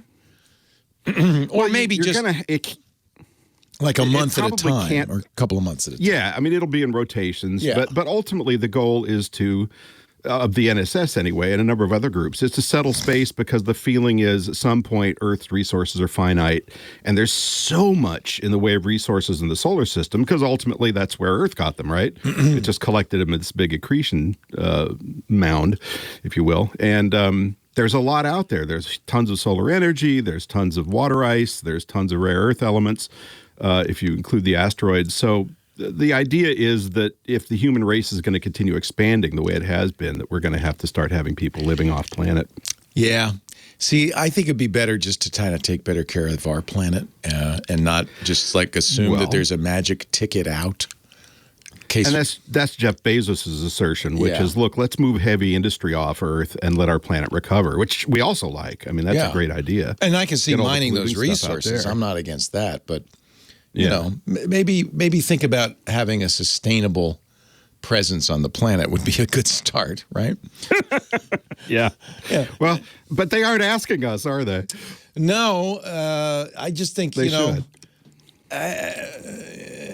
It's not easy to live on it's really not easy to live on Mars. It's not easy even to live on the moon. I mean, it's not, although, every time there's been a major human migration, given the technology of the time when the Polynesians migrated or when Europeans came west, it was pretty challenging. So it's interesting. You talk to very smart people about this. And you can say, well, it's terribly difficult to live out in radiation with no air. But when you look at the level of technology that we're evolving now, you can make an argument that is kind of equivalent to what they were coping with, and that it really is realistic. What are they smoking? That's my question. I think there's a real risk of people saying, oh, don't worry, we're just going to go to Mars. It'll be fine. And that's not viable. Yeah. At all. That's not good juju. Well, not yet. I mean, I think ultimately it can be if we choose to put ourselves that way. I mean, to be fair, we basically spent the next 50 years after Apollo in Earth orbit. We didn't have to. We had the technology. And there was value to that. We just chose to. No, there was value to that. Yeah. A great value. And that's hard because there's no gravity there, so it's even worse on the body. At least there's some gravity on the moon, on Mars and the moon. All right. There's a lot of things to overcome, but I think ultimately it's kind of inevitable. It's not like we can't do more than one thing at a time. So I just would hate for us to spend all our energy saying, "Oh, don't worry, we're going to go to Mars." No, that's not planet. a good approach. We're going to Mars. It doesn't matter. And you and I have to stay healthy through the rest of this darn pandemic so we can go. I would go to Mars. Absolutely. I go to the moon. I'm not sure I'm up for the Mars trip, but definitely the moon. Well, that's going to be a one-way trip, isn't it? I mean, isn't that what they're saying? Mars? Yeah. Like, it's for hard, some people, hard enough to get there that to expect to come back is a little much. It depends on how you do it. Buzz Aldrin's worked out a plan for a permanently cycling huge spacecraft that would just never stop and go in this continuous orbit, and you ferry back and forth on either end. Cool. So in real those circumstances, you could. A real cruise shuttle. ship, yeah. A cruise ship. I like cruises. All right, Rod. Yeah. Have a great conference. That sounds like fun. Take care. Thank you, sir. See ya. Thank you to Professor Laura, our musical director. Thank you to our phone angel, Kim Schaffer. Thanks most of all to you for listening. And those of you who call also serve. 8888 Ask Leo. The show almost done, but there is a website that operates full-time, Monday through Sunday, all day and all night. It's techguylabs.com. You can see older shows there, listen to them. You can find the answers to questions, links to things we talked about, even leave your own comments. And you know what? There's no charge. There's no sign up. It's just there for you. techguylabs.com. Steve on the line from Columbus, Ohio. Hello, Steve. Hi, Leo. Hello, Steve. What can I do for you today? Hey, I'm really grateful for all the information, but I'm especially grateful for the entertainment you provide. All of it inadvertent, I assure you, but I'm glad you like it. Hey, I believe you've had some similar calls today, so forgive me for that, but my girlfriend has a Pixel 4a phone. Nice phone. And it wouldn't, nice phone. Yeah, it is. It wouldn't mirror to the 6-year-old LG Smart TV or the Roku box like my Samsung Note 9 will to both of those devices. So I got a previous generation Chromecast, and voila, it mirrors the phone. But for some reason, while I'm playing shows on Netflix or Prime Video, the only two that we use for watching TV or movies, it won't show the video. You can hear it, and you can see the pause and rewind buttons. And because I've seen the Who live 14 times in my life, I need the closed captions as well. And that even shows up on the screen. That's so weird. So when you do it with your Samsung, are you using Google's Cast feature, Chromecast feature, or are you using Samsung's Cast feature? Do you know? Is it the same? Is it the same? And okay, and it works well with the Roku. Yeah. When I try and use the Chromecast, my Samsung does the same thing that her phone does. Yeah. Do I need the new generation Chromecast? No. Well, yeah, maybe. So when you're using what you can, in other words, you can cast using Samsung, but using their screen mirroring. Is it a Samsung TV? It's an LG TV. LG, you said it. You said that, yeah. And the research I did online for mirroring a Pixel 4a, you would do it from the Pixel to a Google Chromecast device, which would be connected to your HDMI port. It might be that you have too old a Chromecast. That might well be it. The good news is they're cheap. Google just released a new one, which I would recommend because it does 4K streaming. So you probably want that anyway. The older Chromecast was tapped out at HD. That's an interesting question. The Chromecast with Google TV that they just released is $50. Works almost identically to the one you've got. I bought the $20 model. Yeah, I think maybe. I don't know. I can't say for sure. Okay. But basically what you're saying is I can't use Chromecast with anything, with any phone. Because when you're using your Samsung phone, it's using the video. Yeah, it's using its own technology. So since Chromecast is not working, I would guess that you need a newer Chromecast. Okay. Yeah. Well, and a Pixel 4a, it won't seem to work with the Roku box or the LG. That's weird. TV either. Yeah, that's weird. So I'm not sure what's going on with that. Because in theory, Roku supports casting. So, as you can see from all of our calls, this is a puzzlement. Is it a 4K TV? No, it's okay. Not. So you don't really care about the 4K capability on the new Chromecast. It has a remote control, which is nice. You don't have to leave your phone on to control it. It has this new Google TV thing, which I like. It's basically the old Android TV, but they've refurbished it. Maybe for $50 it's worth a try. I'm trying to think what else it could be with all those problems. But what it really sounds like is Chromecast itself is not working. The 4A is recent. It's not an old device. It should use Chromecast just fine. I've used Chromecast with my Pixel 4, so I know that's not the problem. I think you need a new Chromecast. Yeah. That's my diagnosis. That's the way I'll go. And like the previous calls, I used to own an Opal Manta, and that was when I had hair halfway down my back. We were talking about, and this was off the air, so nobody knows what you're referring to. We were talking about my first car when I was, I think, 16 or 17, which is an Opal Kadett station wagon. I drove it across the country. It had some flaws. When it was warm, I couldn't start it, so I had to push it to start it. And that was quite an adventure, but I got across the country. You know, when you're young, you don't know how you don't know that it's hardship. You just go, this is an adventure. We'll see what happens next. Absolutely. You're too dumb to realize this is no good. Hey, it's a pleasure talking to you, Steve. I hope that fixes it. Let me know if it works. Okay. Thank you so much. Sure. I appreciate it. My pleasure.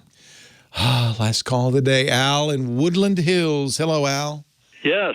Leo, I've got a question. Is there such a thing as a TV antenna that will broadcast from the antenna to my a couple of TVs that I have without a cable?